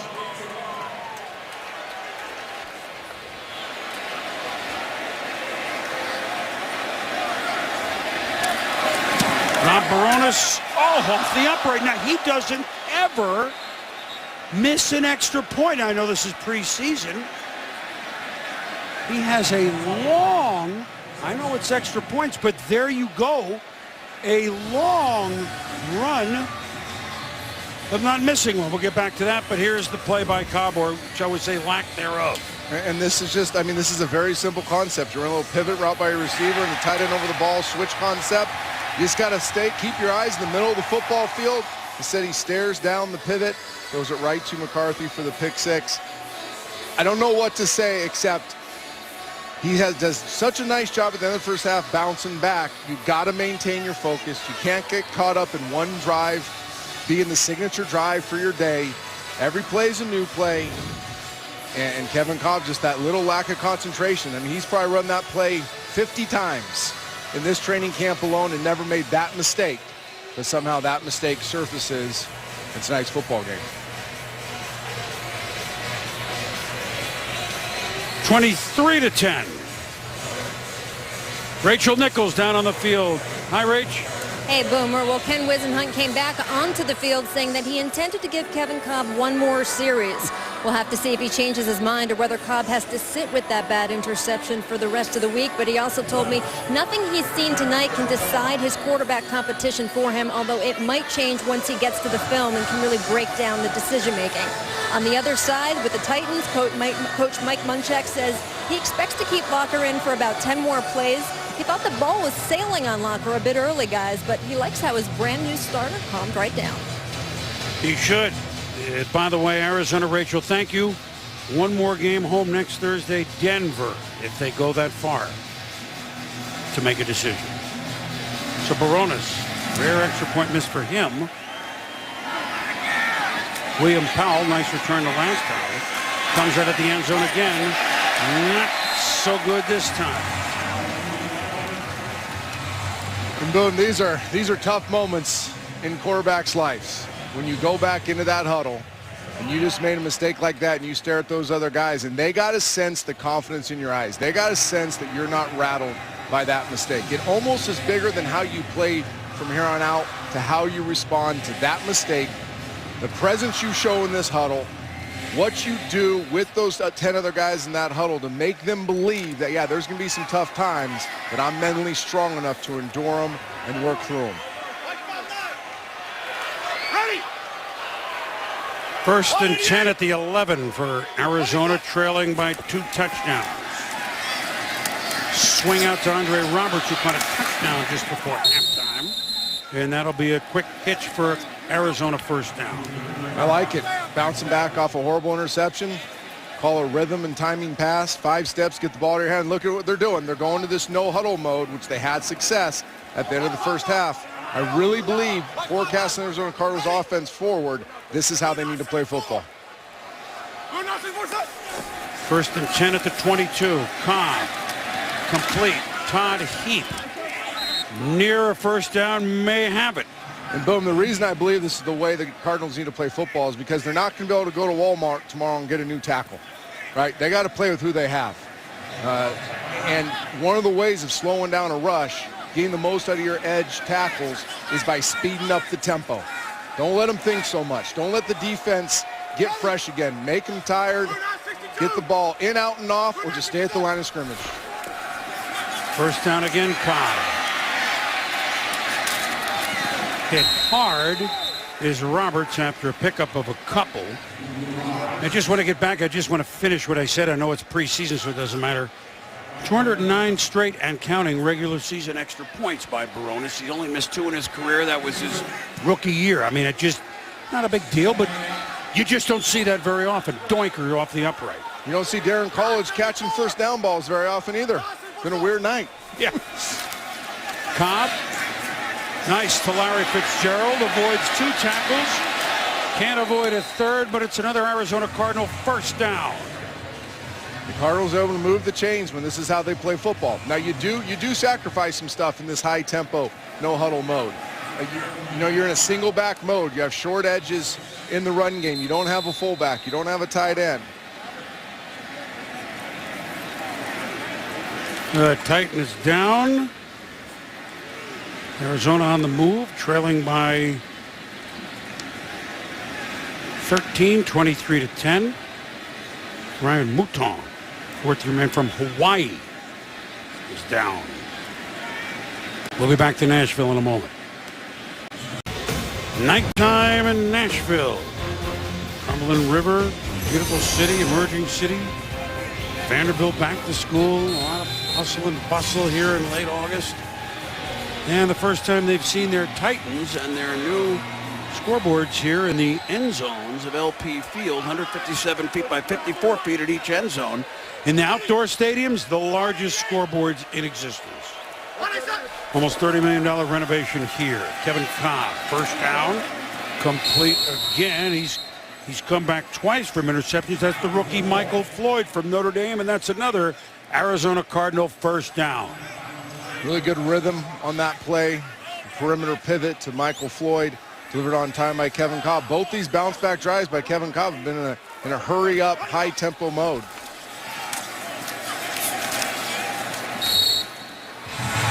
The give is to William Powell. Change of pace for a couple of yards. You know, Boom, there's a lot of schools of thought out there, and by some very great offensive minds, that you have to run your system, that it's system driven. There's coaches that believe you only do what your quarterback can do best. And if you're looking at this Arizona team, I think you might be resorted to having to do what your quarterback does best and kind of abandon the traditional system. Inside handoff again to Powell. Evades one tackle, will pick up a couple. Leave a third down situation for Arizona, trailing by 13 here. Early stages, third quarter.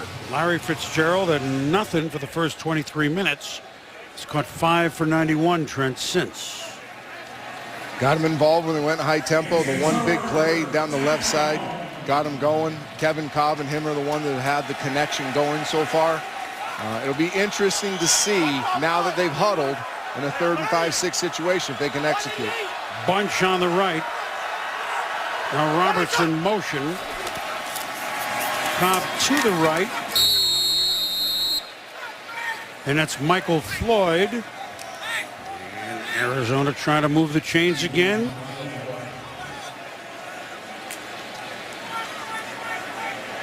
But he didn't come down with it. Or it's a 4th and 1. They're going to go for it. Why not?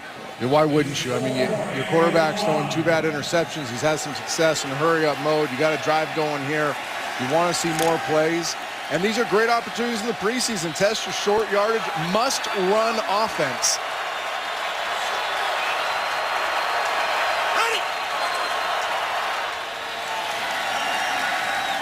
Well, they'll think about it. 23-10 Tennessee.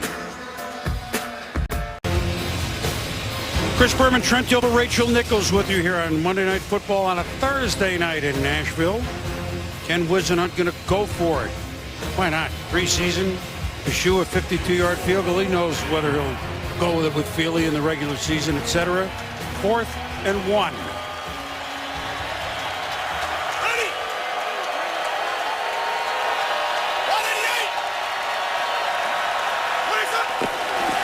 Cobb fakes to Powell. Quick toss, Todd Heap, first down, Cardinals.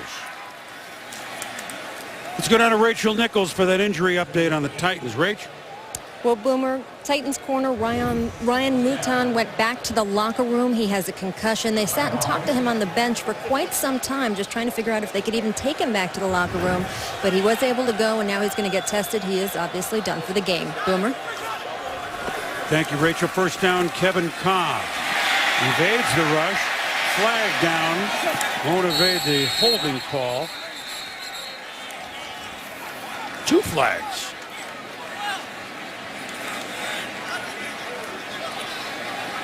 So we look like we get a hold on offense.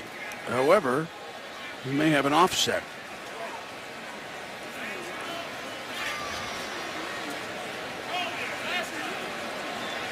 So we're cheating a little up here. We got Jerry Austin in the booth. He's only been an official for 27 There years. are 2 fouls on the play. Holding offense number 70. Also, 12 men on the field, defense. Those penalties offset. Replay first down.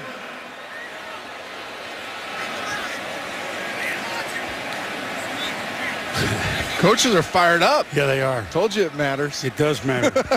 Of course, it's the 3rd week with the replacement officials, and everybody look, they're doing the best they can, but everybody hoping. Starting with Ken Whisenhunt and Mike Munchak, that we get back to the table and figure it out before the opener between Dallas and the Giants on the 5th. Whisenhunt had a look on his face like he just 3-putted at Augusta.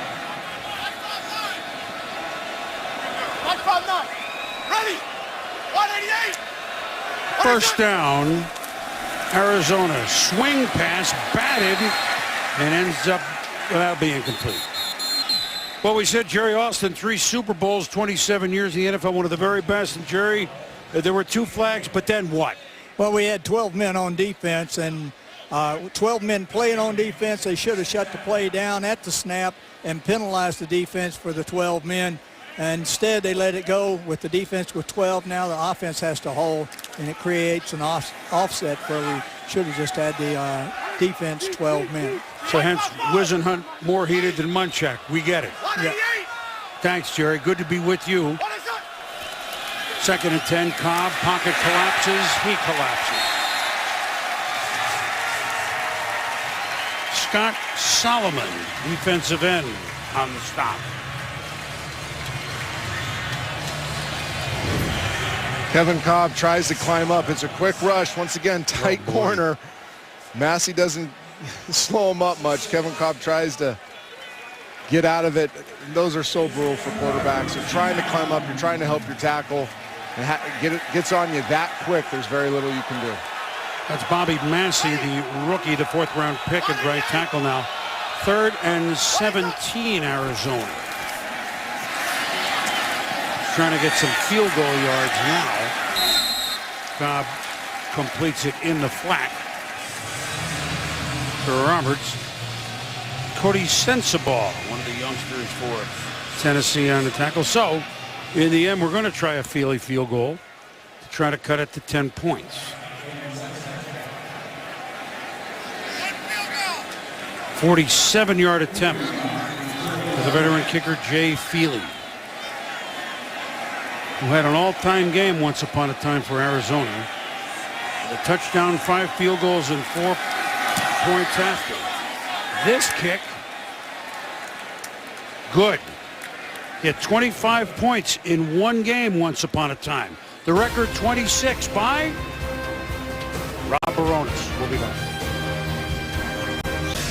Of course, here in Nashville, college football country. Dick's Sporting Goods kickoff week continues with a Chick-fil-A kickoff game Saturday, ESPN. The electrifying offense of Taj Boyd and Andre Ellington lead Clemson against an Auburn team poised to improve both sides of the field.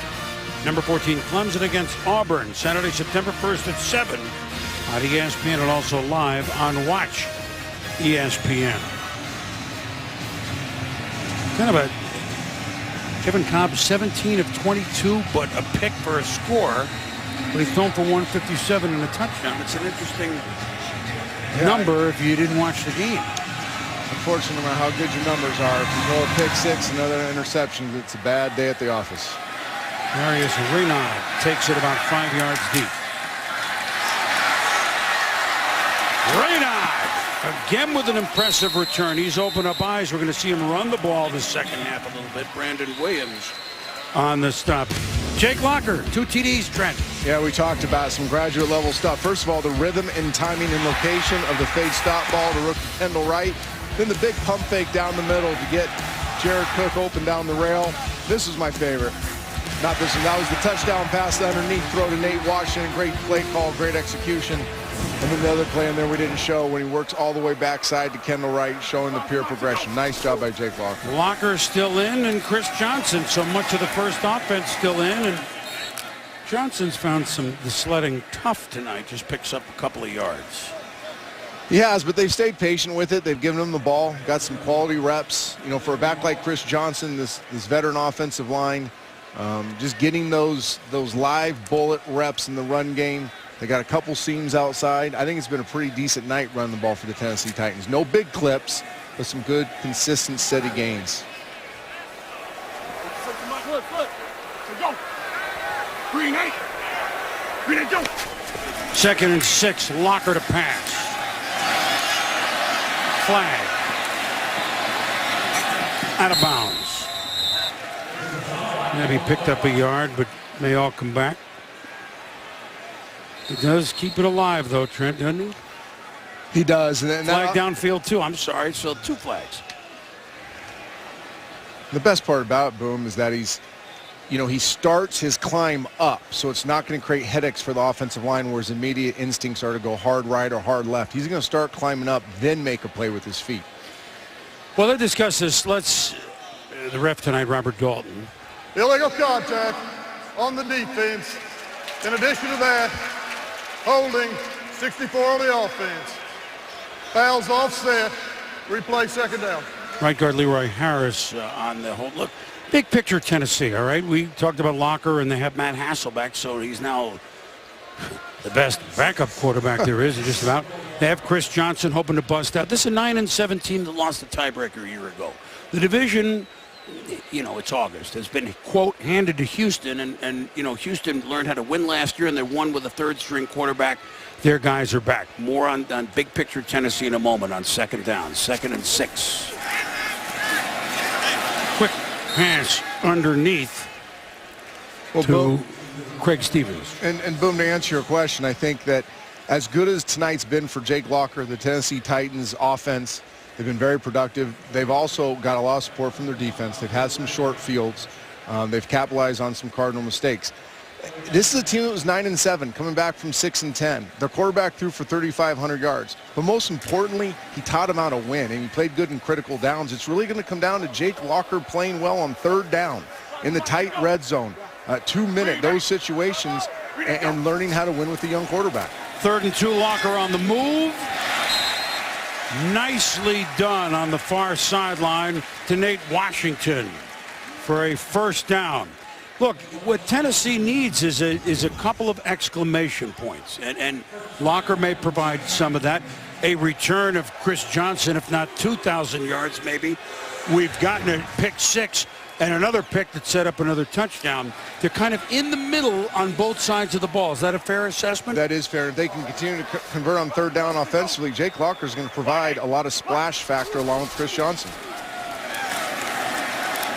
Johnson's stacked up by Stuart Bradley, the one-time Philadelphia Eagle. Now down to Rachel Nichols. Rach?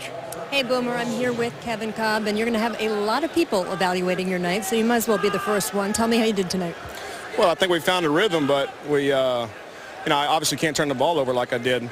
The one throw, no reason to throw it back across your body, and the second one just didn't see him. The linebacker made a great play on it. But I can't put my team in that kind of position. But besides that, I thought we moved the ball well those 3 drives and maybe found something there with our no huddle. What was your mindset after those interceptions? You show your true character when you're down, you know, and I've always tried to rally myself behind that. Been in some situations, I'm in a situation now, and I think it shows a lot about us as a team whenever we can come back from the situations that I put us in. Do you think that Coach Ken Whisenhunt has enough after this game and everything you guys have done through training camp to make a decision on the quarterback now this week? I mean, I don't know. That's up to him. That's his decision. But, all you can do is fight, and that's what I do. That's what I try to do every time I'm on the field. And hopefully he knows what I'm all about now. You've mentioned being in this position before. You certainly had your share of quarterback situations in Philadelphia. How would you compare what's going on here now to what you went through with Michael Vick or being behind Donovan McNabb? Well, there's a lot of similarities, but there's a lot of differences as well. You know, every situation is different, and you learn from every one of them. So whatever it is, I take the punches or move on from it and learn from it, and then hopefully it betters me throughout my career, and it can make me more successful. So if you had to make the case off tonight, what did Kevin Cobb show to say that he deserves the starting spot? What would you say? Well, I think the biggest thing is I finally felt like I was in a game atmosphere tonight. I felt like I was in rhythm whenever we did get the ball moving there, and I think that the guys felt the tempo, and tempo is a big thing for us. I think that's how we're going to have to play. Excellent. Well, Coach says he's going to go back and watch the tape, see if it changes his mind. We'll have to see, and we'll, of course, be talking to you then. Thanks a lot. Thank you. Thank you. Back to you, Boomer. All right, Rachel, Kevin, thank you. A little dump pass Locker. Will be shy of the first down to the youngster Kendall Wright. William Gay on the stop. Cobb was 8 of 9 after his second pick, Trent. And Boom, I thought that was a great interview right there. And you got to see into Kevin Cobb's mindset a little bit. He coaches kid. One thing I've learned about quarterbacking, and most of the good ones are very self-aware. They're very transparent. He said it. He can't turn the ball over. He can't put his team in that position. But he also came off of it and said, listen, you do it sometimes, and it's how you respond, and it's what's inside of you. And I thought his bounce back opportunities, the 2 drives after the bad pick, showed the type of player Kevin Cobb could be. I think there's a lot to look at there and realize that sometimes it's bigger than the stats. It's bigger than the numbers. It's bigger than the production. It's the type of leader, the type of character you have at the quarterback position. I think Kevin Cobb has that type of character. So Arizona on the field. Will we see the 6th-round pick Ryan Lindley? San Diego State will be next. We'll be back. Tennessee leading Arizona. That young man, Colin McCarthy, second-year middle linebacker. Pick 6 to the house for Jerry Gray's defense. He's a good one. He's a good player, as you know, Trent.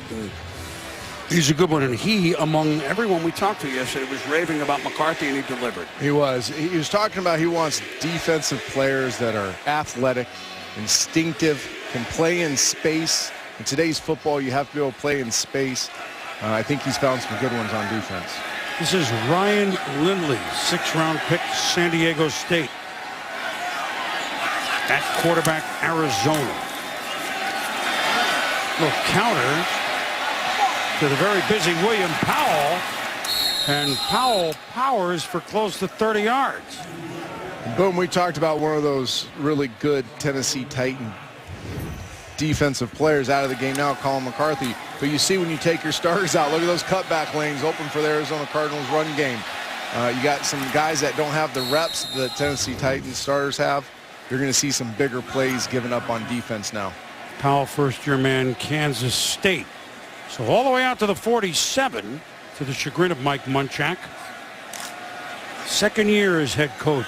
And what a difference, just like a first to second year player, first to second year head coach is a big leap as well. Lindley going to throw it, and it's almost picked off by Robert Johnson. The strong safety of whom Jerry Gray and the defensive personnel talked all about as well. Like the aggressive play call. Clean stroke by Ryan Lindley. Great location on the ball.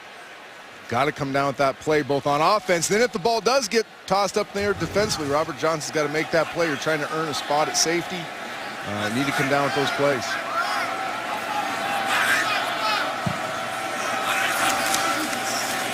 Jordan Babineau started taking that plane, and this is the very busy Powell. And Powell powers his way for about 13 yards and a Cardinal first down. First-year man, Kansas State. Powell is 5'9", but a powerful 207. Yeah, nice block by the fullback, getting the edge. Powell does the rest, gets on the perimeter. Well-blocked play. Well executed by the Arizona Cardinals.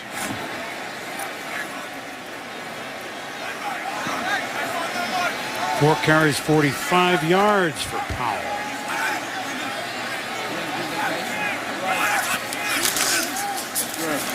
To give us to Powell. Bounces outside, now cuts back. Pretty impressive thus far, as about 8 Titans finally stand him up, but not until he picks up 7 or 8 yards. Another nice play in the run game by Arizona Cardinals, but, you know, valuable time right now for rookie receiver Michael Floyd. And some of the things that get evaluated when you're trying to earn a starting spot, get in the rotation as a receiver, is your effort, your attitude in the run game. Gets a shoulder pad in, pins the safety, and then wants to go give himself some more. And I think it's that type of effort, that type of attitude as a receiver that earns a lot of street cred in the locker room and a lot with the coaches. Play action, Lindley going down the field, but incomplete to Steve Skelton. Yes. Saying, wait a minute, Skelton, isn't he a quarterback? Yes, that's Steve Skelton, younger brother of John Skelton, the prides of El Paso, Texas, and maybe 2 of the 7 blocks of granite from Fordham. Vince Lombardi being a third, and I'll have to look up the rest. 2 Skeltons. I don't know, grandfather not red. Understand that. So one Skelton trying to be the starting quarterback, the other Skelton trying to be a tight end. 3rd and 4.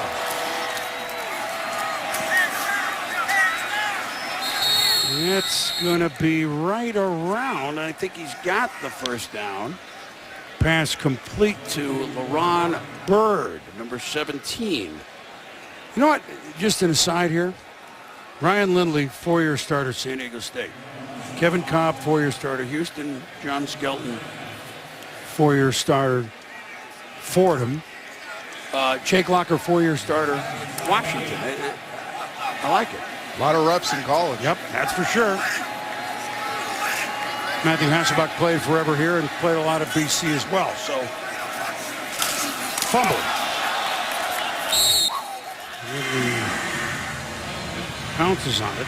You'd think with all those reps in college, you'd be able to get the center quarterback exchange. I know, after I made that nice, I mean, I can't tee it up any higher. It was driver. You know Lindley a little bit. I do. I spent a week with him 2 years ago at my Elite 11 quarterback camp. He came out, was one of the counselors, got to work with them, got our coaching staff to work with him. We were really impressed with his physical ability, but more his thirst to learn. He went through a bunch of different coordinators in college, really never got comfortable in the system, but a guy that has a very high ceiling if developed properly. Nice catch. Steve Skelton from Ryan Lindley. And this is the game within a game now. This is really where guys, remember, at the end of this, we go from the big roster 90 down to 75 and very quickly to 53. That's older brother John by year. Ryan Lindley is battling Richard Bartell, who's been the third quarterback here for a couple of years. Skelton is looking at, Todd Heap and Jeff King and a tight end Hausler. How's he going to make the team? 3rd and 1. Power on the left. And here's Powell inside the 5. As the third quarter is coming to a close, and if Arizona can punch it in, maybe not all the names you know, but the uniforms you know, and we might have ourselves a ball game. It's Arizona marching. We played 23-13 Tennessee. I figured you'd bring that up. Boom. Well, it's all right. I mean, I love anything that gets people into pro football. And fantasy football has certainly done a lot of that. Nobody in football hated it more than me when I played, probably because I was such a horrible fantasy quarterback for so many fans. I'd walk through malls. They'd yell, "You're killing my fantasy team right now." But yes, I am guilty, and sometimes I feel dirty because I am in the ESPN War Room League, play fantasy football. All right. I did win it our first year, though. Well, and there you go. I knew that would You come knew that up. was coming, and I have the trophy to show it. I know, and you're going to ask me, do I play? I might put it on your Twitter account. Yeah, Bill. no, yeah, my Twitter account. I have my own fantasies, all right? I don't know if they're football. Arizona to start the fourth quarter. Ryan Lindley looking up top for Michael Floyd. Good defense on the play by Cody Sensabaugh. This is what Michael Floyd did so well in college. Go get those moment of truth balls when they're up in the air. You got to make a play. That was well located. More of a good play by the corner, Sensabaugh. I think that would have been a touchdown if he doesn't get his hands on it.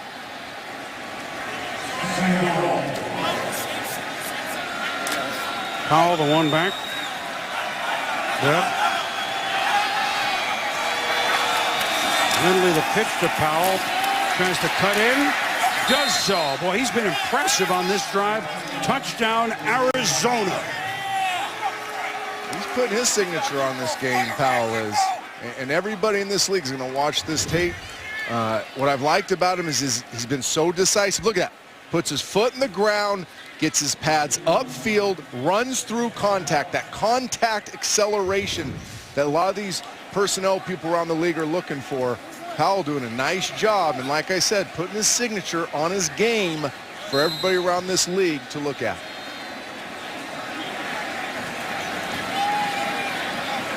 I've seen a rare missed point by Rob Barona's been out a long time, so is Jay Feely. His kick is up and good. How about the coaching and the enthusiasm during that drive from Larry Fitzgerald and the other Cardinals? That's leadership. 23-20, Cardinals within 3. Arizona, William Powell, free agent out of Kansas State. Played a couple of years at the Navarro Junior College. That 79-yard drive, Trenny had 66 of them. Carried the load there. He was very impressive on that drive. Also impressive was the offensive line. They gave him some really nice creases to get started down the football field.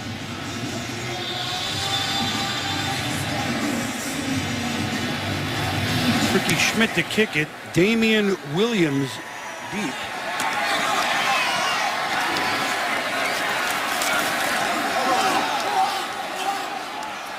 Ball out. Arizona says they may have it. They do.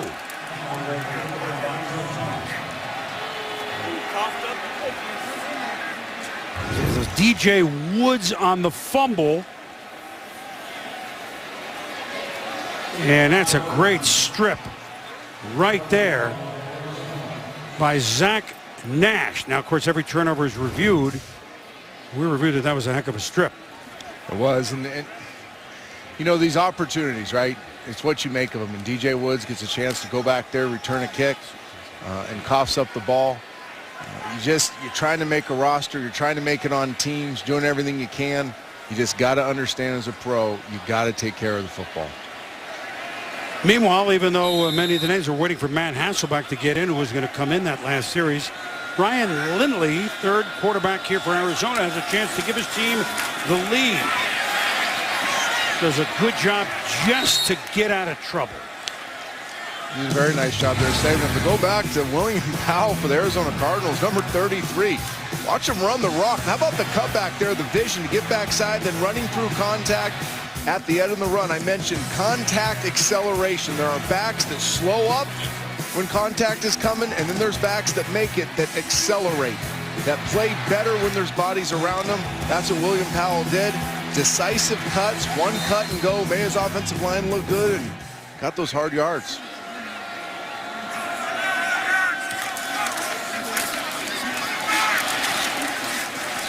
So Lindley keeps it on the ground to Alfonso Smith. Pickup of about 4. Bring up a third down. Ryan Lindley, who threw for 12,700 yards at San Diego State. And preseason football for third and fourth string quarterbacks is huge. Let's not forget Matthew Hasselbeck, who we're going to see was called Mr. August. That's how he got to the Seattle Seahawks. He made a name for himself in this league in the preseason. Ryan Lindley has that same opportunity.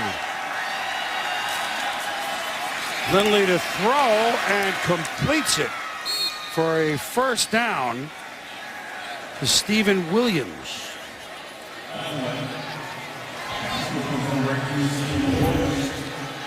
Nice job throwing slants out of the gun. Not the easiest thing in the world. Ball's a little bit on the back pad, but a really nice route. Throw is, what we say, good enough to convert on third down.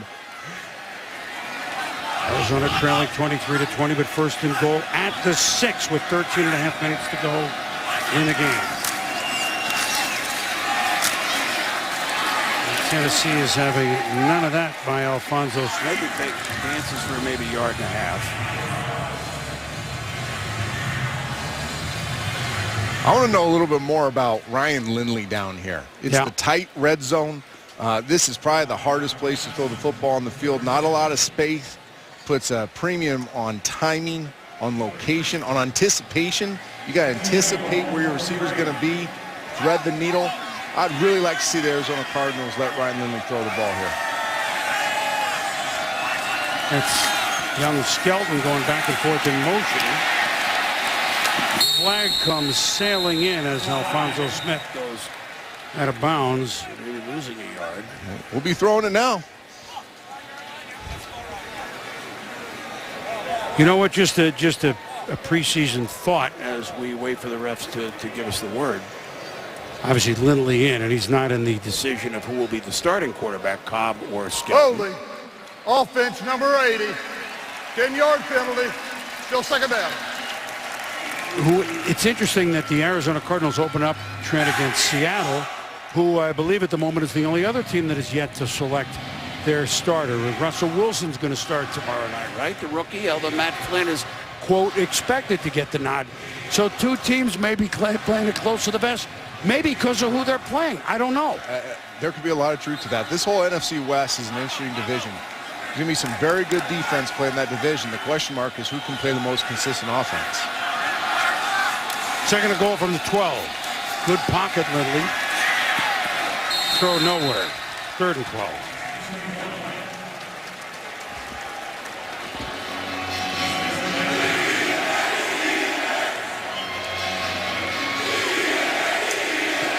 The Titans, by the way, will open up at home against New England.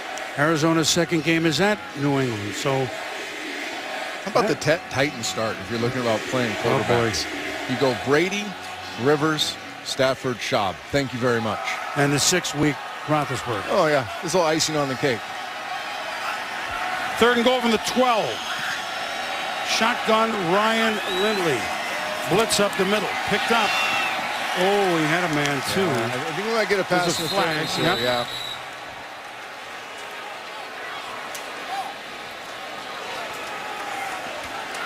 So we should have a new set down there. Pass interference. Defense number 50. Ball will be placed at the spot of the foul. Automatic first down. Kevin Malice.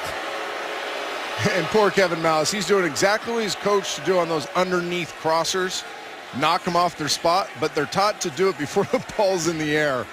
And he's looking at the receiver, doing everything he's taught to do. I'm gonna reroute this receiver and get my hands on him. But he just forgot one valuable thing. Have your eyes in the backfield, know if that ball's in the air or not. He learns too.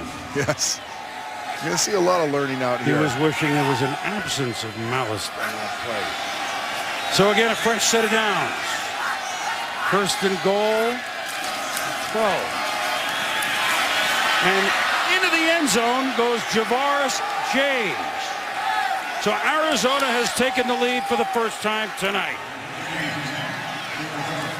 Tell you what, this offensive line that has come in for the Arizona Cardinals, I don't know if it's great blocking or if it's just poor defense by the Tennessee Titans, but there are some gaping holes in there, and the backs doing a nice job running hard and then finishing their runs. Nice bounce back by the Arizona Cardinals offensive line, especially in the run game.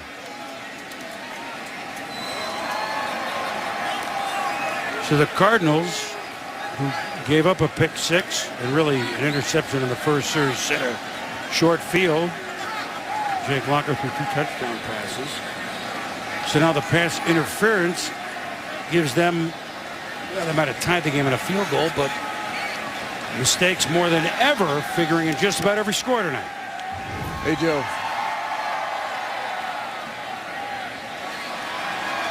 Well, the ball's in when the knee's down, right? That's what we're looking at. Yeah, that's a touchdown there. You're right, Boom. I think most of the scoring has come off the opponent's mistakes.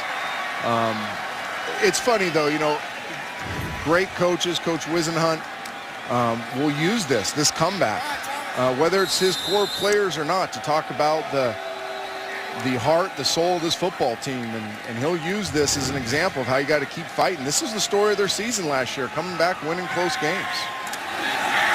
Jay Feely with a field goal good. They began 1-6. They ended 7-2 to finish 8-8. And not often the time you see Matt Hasselbeck come in the game, but we will tonight when we return. The second fiddle we take a look at, and it's been a while since Matthew Hasselbeck has been the second fiddle. But he will be to Jake Locker. And he can be a lot of things, which I'd love to hear you talk about, Trent, because nobody knows him better than you. Well, Mom and Dad maybe, and Brother Tim, etc. But you know what I mean. Teammate for a long time, been a good butt. And certainly were. If people didn't see us at the beginning, you were the veteran on Seattle when Matthew was still a young man, having come over from Green Bay, and she was on the proverbial other foot. Boy, that is hit pretty well by Schmidt, but DJ Woods will come out of the end zone. He fumbled the last time, maybe not this time.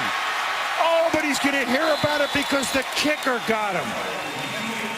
Big return, and you talk about a bounce back after a fumble, but the kick, he gets by Schmidt, and he's gone. Really well blocked kick return by the Tennessee Titans. But don't let the kicker knock you out of bounds. Boom. He could ever let the kicker. Maybe not. We'll be back. Your face of Matthew Hasselbeck, 33,150 yards thrown in his career, a 3-time Pro Bowler, 194 touchdown passes against only 142 interceptions that took Seattle to the Super Bowl in 2005. Now in and throwing right away. And incomplete. Last year, Trent threw for 3,500 yards in his first year as a Titan. He played some great football last year. We'll get into how well I know Matthew, but from a football evaluation standpoint, the questions around Matt when he left Seattle were, could his body hold up? Could he continue to play at that type of level, getting a little bit older, having some injuries?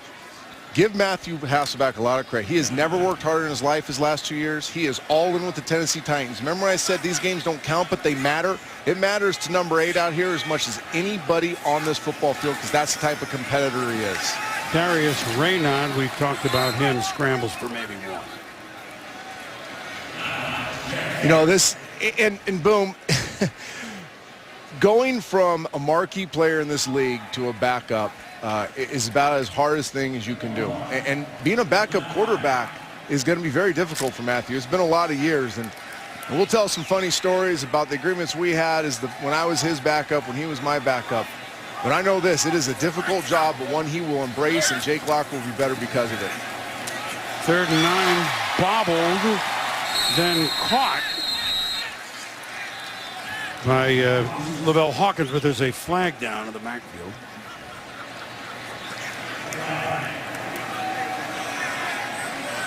Yet again, if you weren't with us at the beginning, just for this situation first, Trent, Locker was drafted before Matt signed here last year, so he knew at some point this day would come. He was hoping not now, obviously, but he knew that this could come.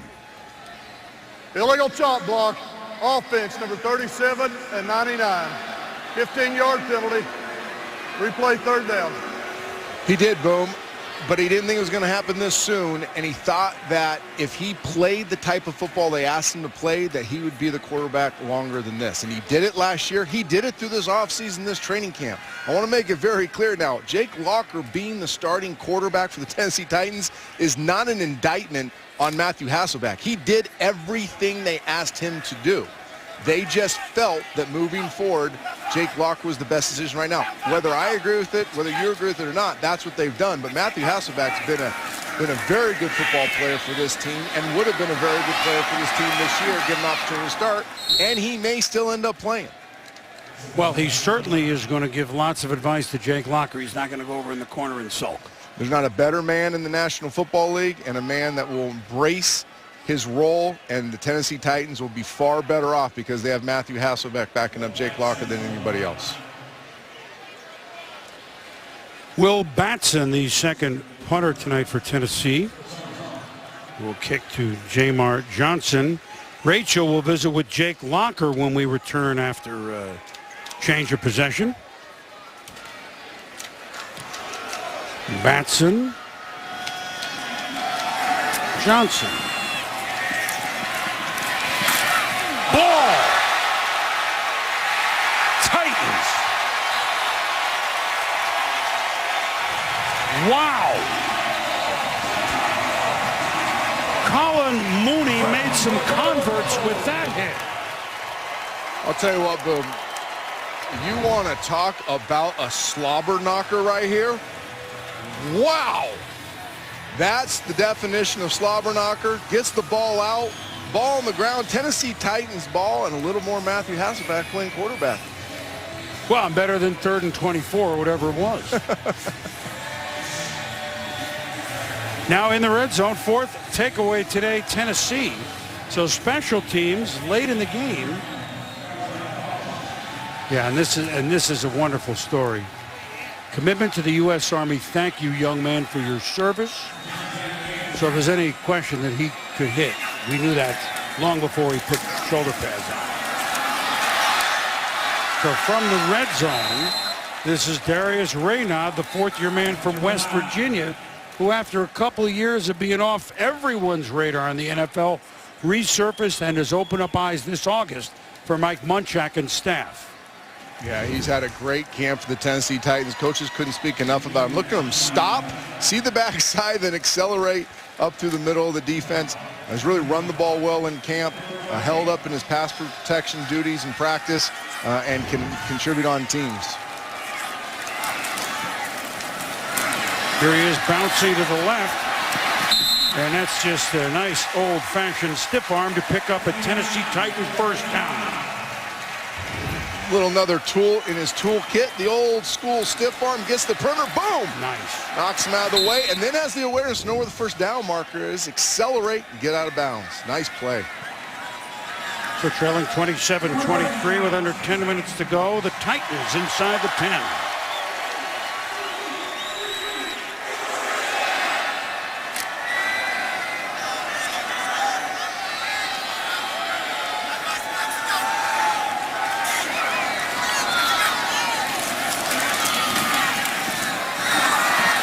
Give is to the big fella, Jimmy Harper. That doesn't go very far.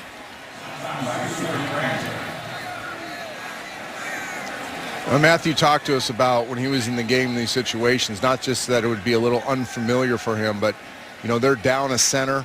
Velasco's moved into the starting job. Now they're Kevin Matthews snapping the ball. They've had some quarterback-center exchange issues in training camp. Right now, that's the last thing a quarterback who's been playing so long needs to be thinking about in the shotgun. That's a good one. Hasselbeck batted away. Helmet off, ball flying, and that is the ageless Vonnie Holliday. I mean, 15th year, 36 years young, still at it. One-time top pick, Pack. I played many games against Vonnie Holliday, a true professional, been a very, very productive player over his career. But the thing that stands out to me about Vonnie is he is one of the true pros this league's had. He's going to be wildly successful, by the way, when he stops playing football on TV. 3rd and goal to 7. Hasselbeck to the end zone, sails it.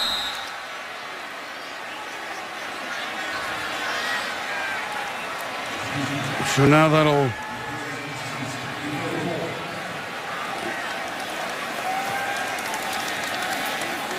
bring on Will Batson, not Baronis, but Will Batson. And oddly enough, the Rod Baronis extra point off the upright is figuring in, even if Batson makes the field goal, the difference in the game. So Batson comes in with the punter Brett Kern to hold. 26-yard attempt. It's good, and there's a flag.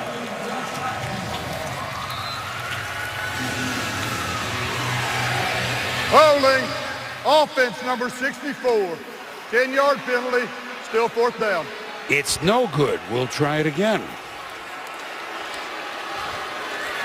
Leroy Harris, the right guard, holding. And if anybody understands penalties on the offensive line that cost you points, it would be Hall of Famer Mike Munchak, who was one of the very best. Obviously, you're in the Hall of Fame. There are 273 Hall of Famers of any sort.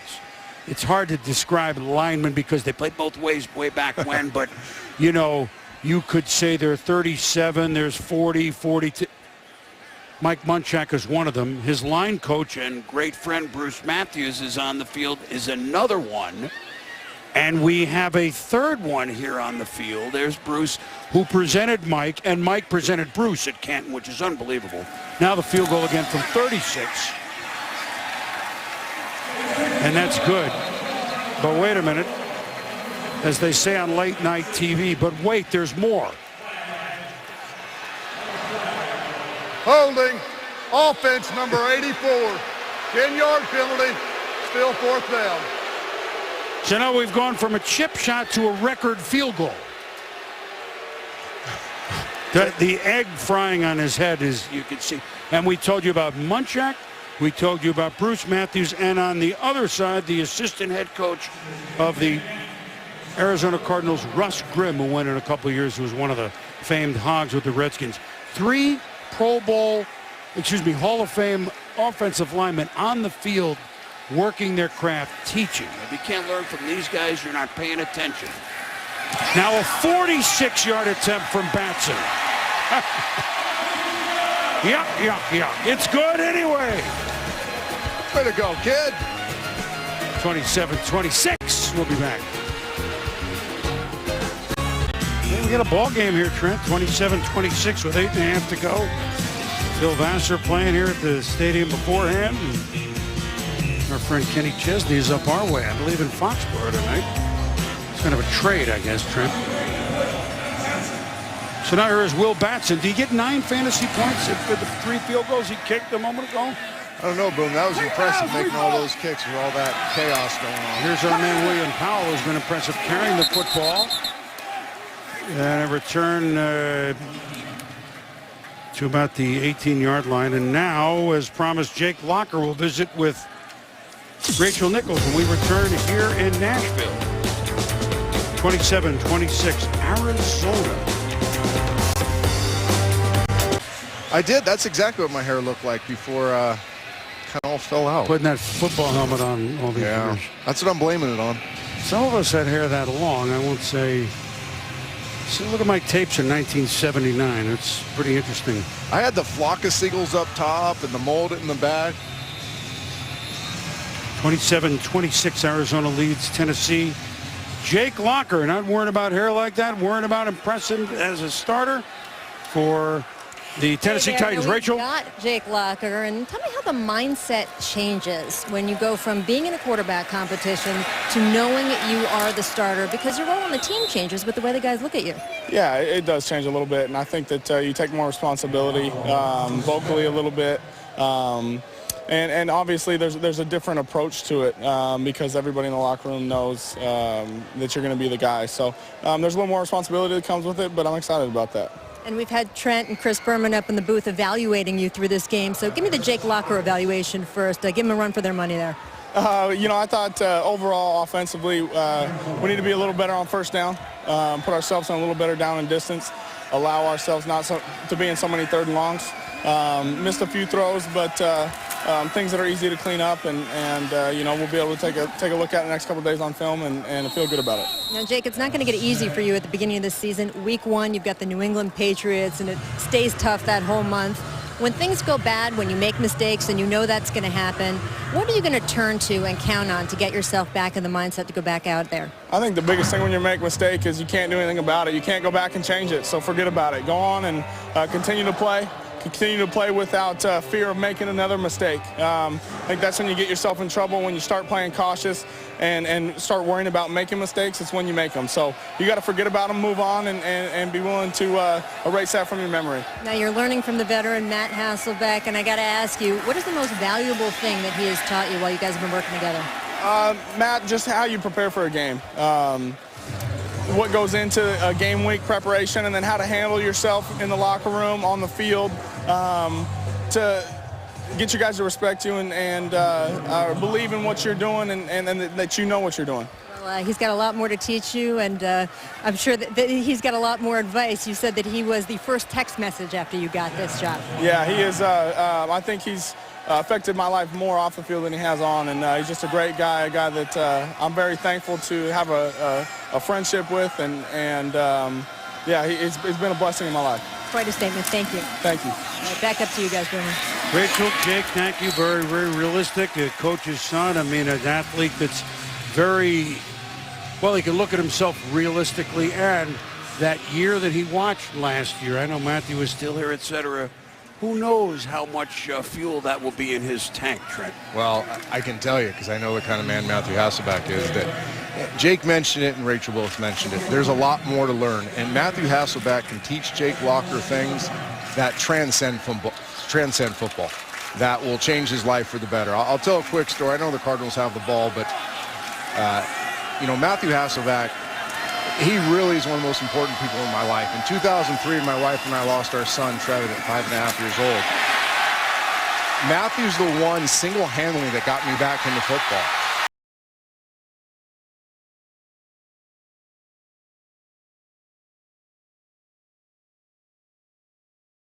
He is one of the greatest people in the NFL.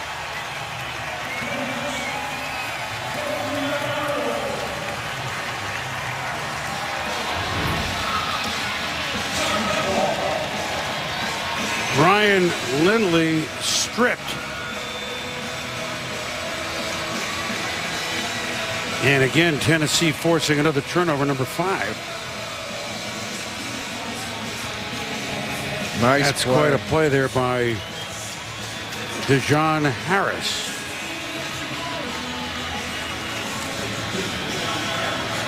Jordan Babineau was questionable even to play tonight. One-time Seahawk now gives another Seahawk, Matt Hasselbeck, a chance to have him take a lead.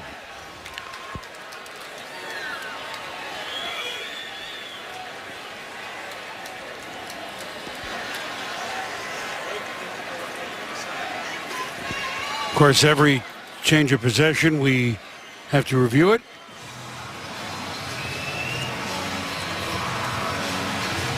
Meanwhile, Hasselbeck will come over and review the situation with Coach Mike Munchak and the staff.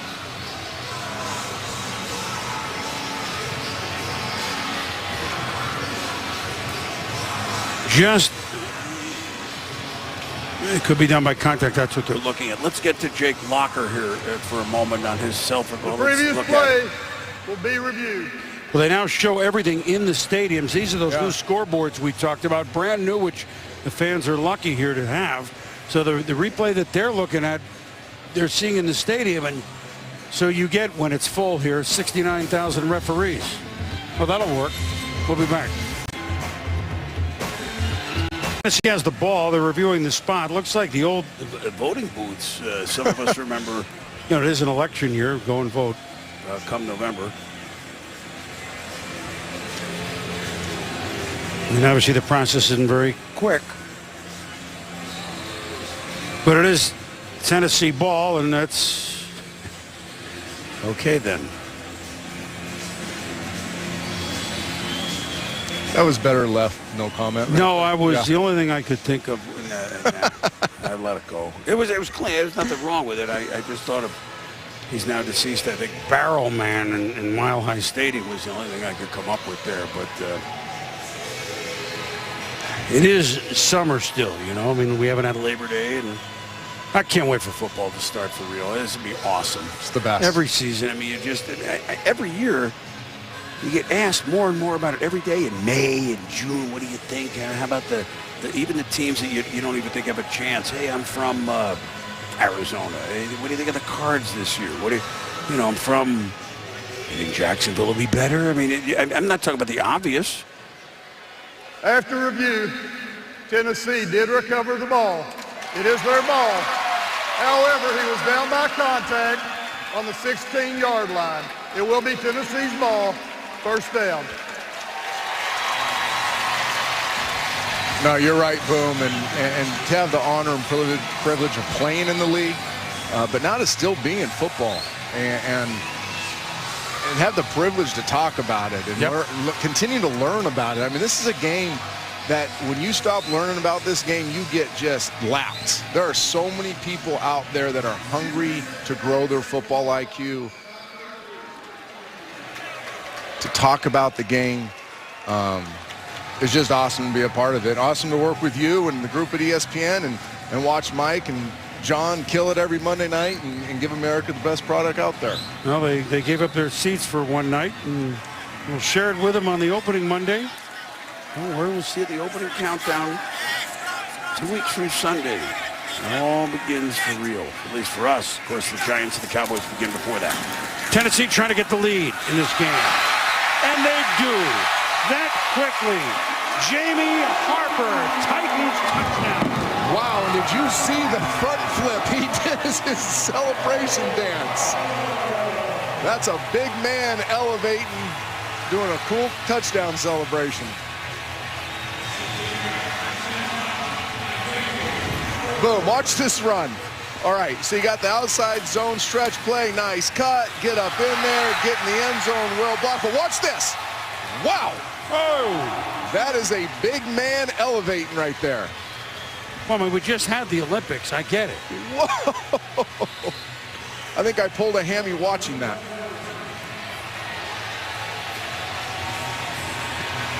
Maybe wanted to participate on the men's gymnastic team for the United States. Jamie Harper, Clemson, 4th round pick this year from Jacksonville, Florida.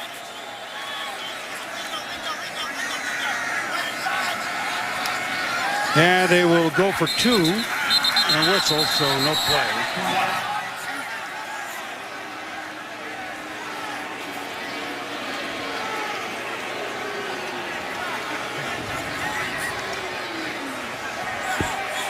Prior to the snap, false start, offense number 68.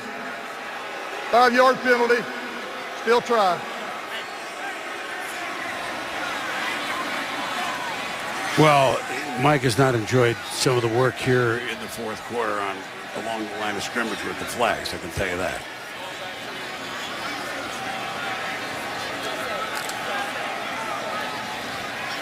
So with the score 32-27, why not go for 2 and make it an even 7 again if you can get it? So even from, I mean, it's preseason, even from the 7, try it. Shotgun Hasselbeck.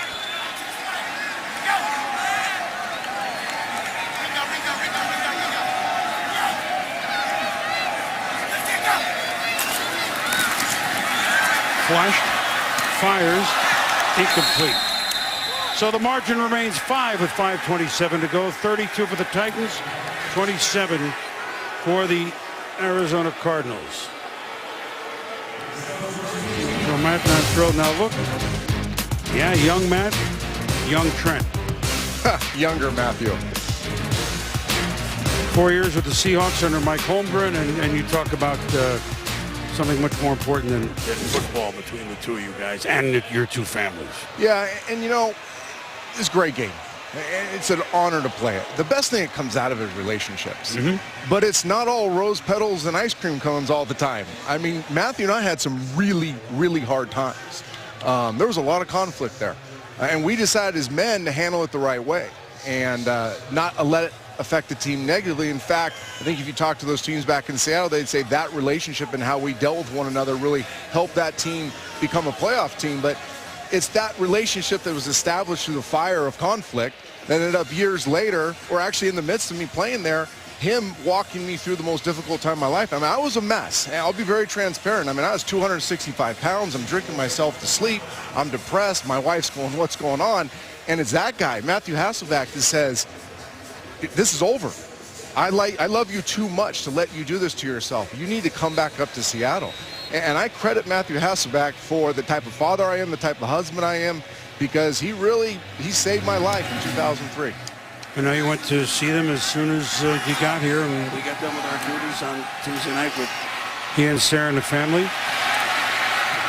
And where that's relevant, Boom, I'm not trying to use this as a form to share a relationship, is that Jake Locker might be the luckiest guy in the NFL right now. He's got a good football team. He's got a great coaching staff. And he's got the best dude in the world who probably should be playing, mentoring him and pushing him and teaching him those lessons. So Jake Locker, his family, his kids, not to mention the organization, are better off because Matthew Hasselbeck's here. So it's great for Jake Locker. It's tough for Matthew, but I guarantee you nobody will handle it better than Matthew. Certainly not discord behind the scenes. That's people should know that from the start. That's though it is our friend if he's made, well, he is, but he's made you guys what you become, because we enjoy your company every week. He takes no credit for all my flaws. I know that. We've discussed it. Don't you worry. Well, you know, I haven't met him just yesterday either. Ryan Lindley's going to take it to the end here for Arizona. Now see if they can drive the length of the field, and I mean the length of the field, to see if they can bring him from behind. Just over 5 minutes to go, a 32-27 game. Arizona came from behind to get the lead, but it's the Titans trying to win for the second time. Well, each team trying to win for the second time this preseason.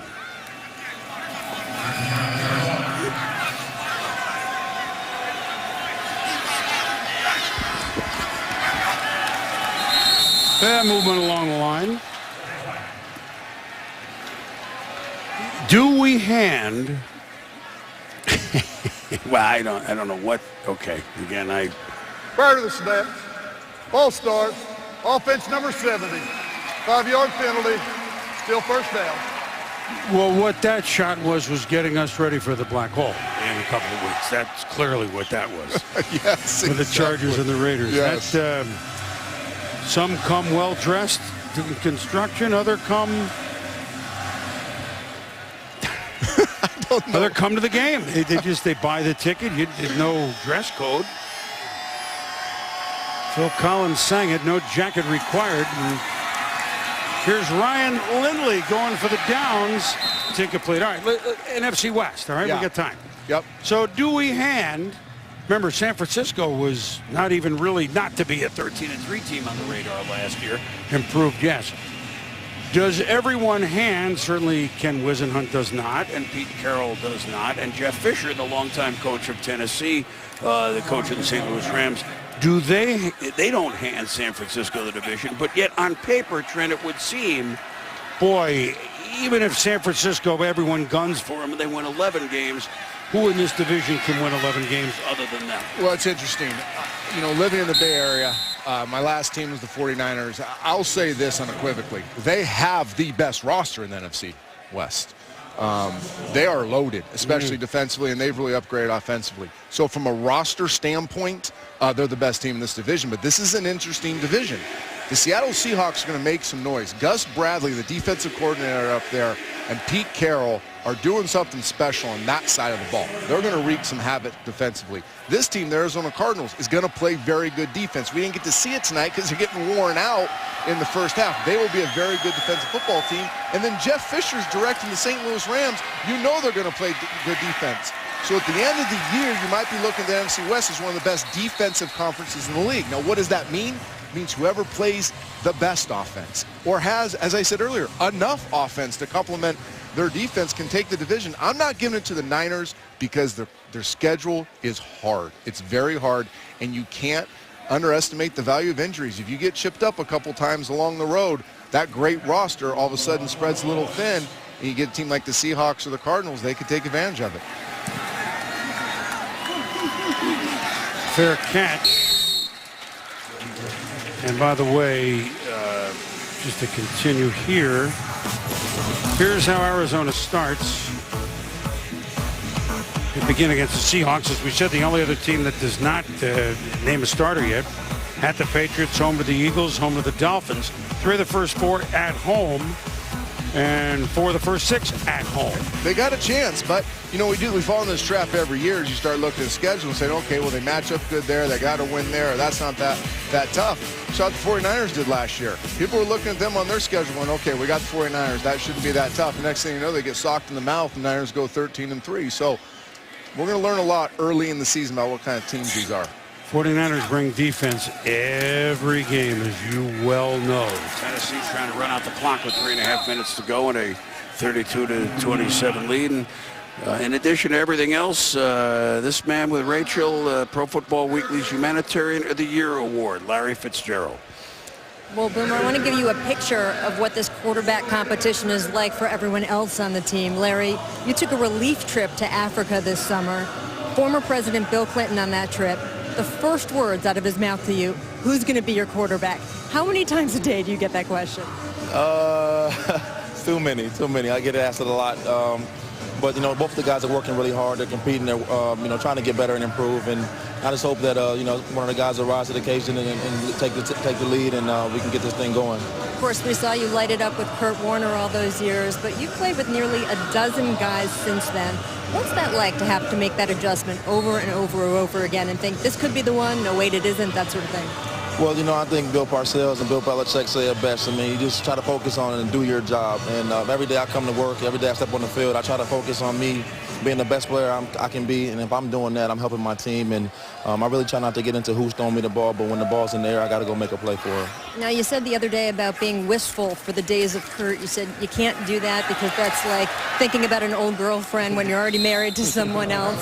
But that's easier said than done. How do you keep your mind from going there? Well, Kurt's one of the greatest quarterbacks to ever play in the game, and it was a joy playing with him. But that's in the past. I mean, he's retired now, and, you know, I'm playing with guys now, you know, that I'm playing with, and that's the reality of it. So, you know, thinking about the past or, you know, what we did back then, it doesn't really help us.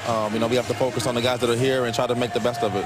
So as you are on the field with these guys in training camp, what do you do to try to help them be better quarterbacks, maybe get this job? Well, as a receiver, I got to be accountable. You know, when I'm supposed to run a slant and there's 2 men, I got to get inside. I got to win. I got to be where I need to be for that guy to be successful. And the more I do that, the more consistent I am on my depths and winning against press. And whatever I got to do to the best of my ability. If I can do that consistently, that's going to give them the confidence to come to me, and I know I'm going to make a play for them. So I just have to work on that and build their confidence. Now, you're 29 years old. I don't want to age you here, but I know how important to you winning a Super Bowl is. What do you think is your window to win a Super Bowl at this point? I'm 28, Rachel. I'm trying to put up 29 on me so quick. Okay, age you a little I got bit. a few days. You know, I'm still optimistic. I think we have a great coaching staff here in Coach Wilson Hunt. We have some terrific players here. And this is the NFL. Any given Sunday, you can go out there and have success. And I believe the guys on this team have the character and resolve to go out there and get that done. And you did sign and commit to this team. You're committed through 2018. And you could have tested yourself out on the open market and been with any quarterback you wanted to be. Why do you still think that that's the right decision? Because that's what you told me the other day. Well, you know, I'm one of those guys that I'm a loyal guy. They gave me the opportunity to play in the NFL, the Arizona Cardinals. Coach Wilson Hunt, I believe in him and his coaching staff. I'm going to go out there and fight for him. And I still believe in them, and that's not going to change. So I'm just going to put my work hat on and continue to work hard and try to get better. Loyal soldier. Thank you very much. All right. Levi, man, we love you, man. We miss you. I know you're at home resting. He had his surgery a couple of days ago. We're thinking about you, man. Thanks a lot. Thank you. Back to you guys.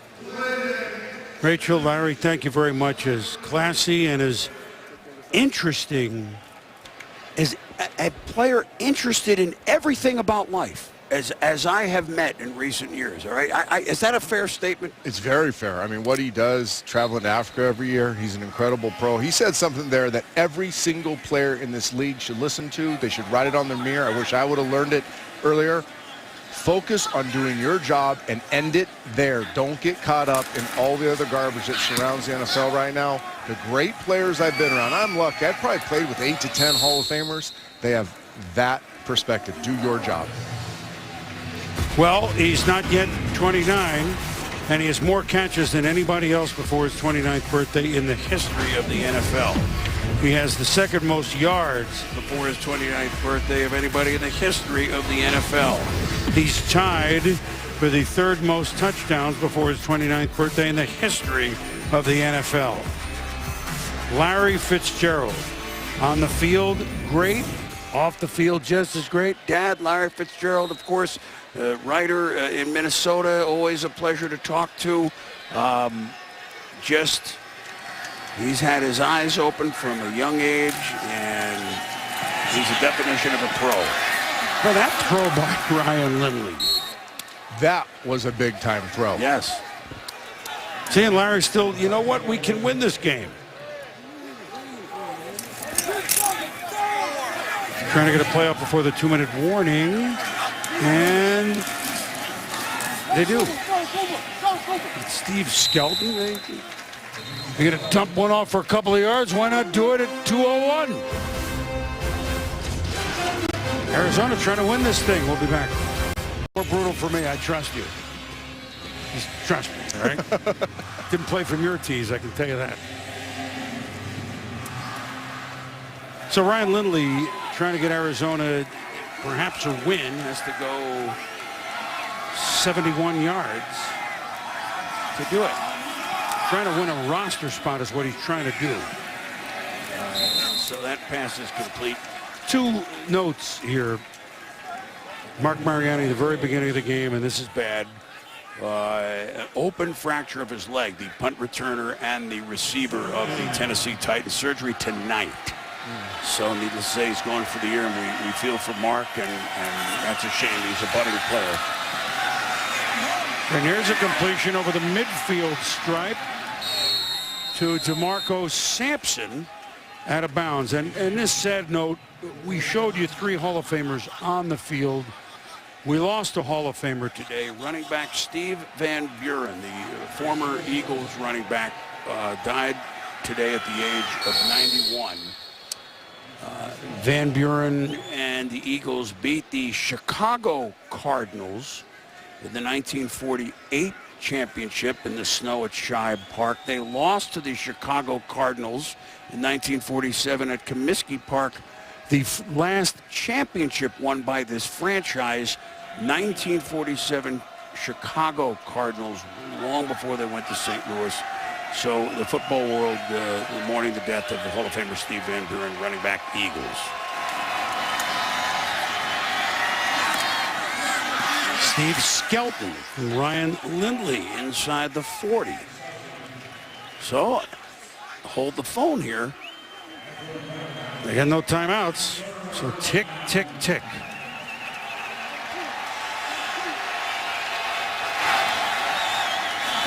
I know we're wondering who's going to be the starter.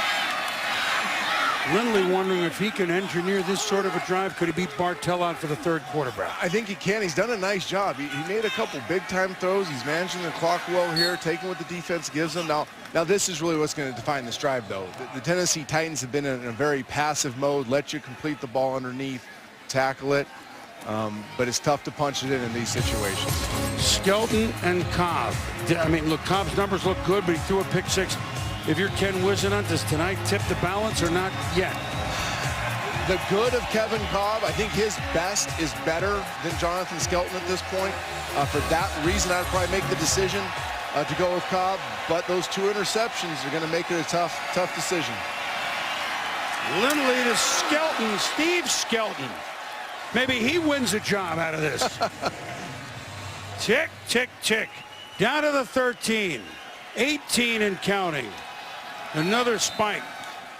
So they'll have essentially, even though they can pick up a first down, Trent, it's essentially 3 cracks. Yeah, they're going to get 3 shots in the end zone here. We talked about earlier, you get to this part of the field, especially for a young quarterback. And I mean, I know he's played a lot of red zone football in his 4 years starting at San Diego State, but the premium is on anticipation, location, and decision-making when you get down here, because although it's been passive at this point, it gets a lot harder to punch it in.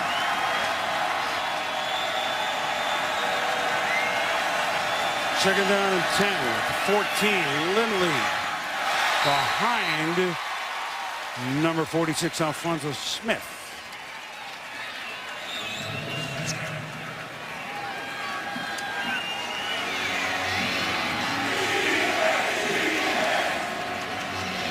You look at this situation, Boom, and I understand what Ryan Lindley's doing there. The defense gets soft. He's going to try to hit his back on the burst route underneath the defense. But that would have put him in a 1 play left in the game situation at best. You got to be aware right now as a quarterback, this ball has to get into the end zone, or you got to be able to guarantee if you throw it short of the end line, your guy can get in. Lindley flush, fires, caught, nailed.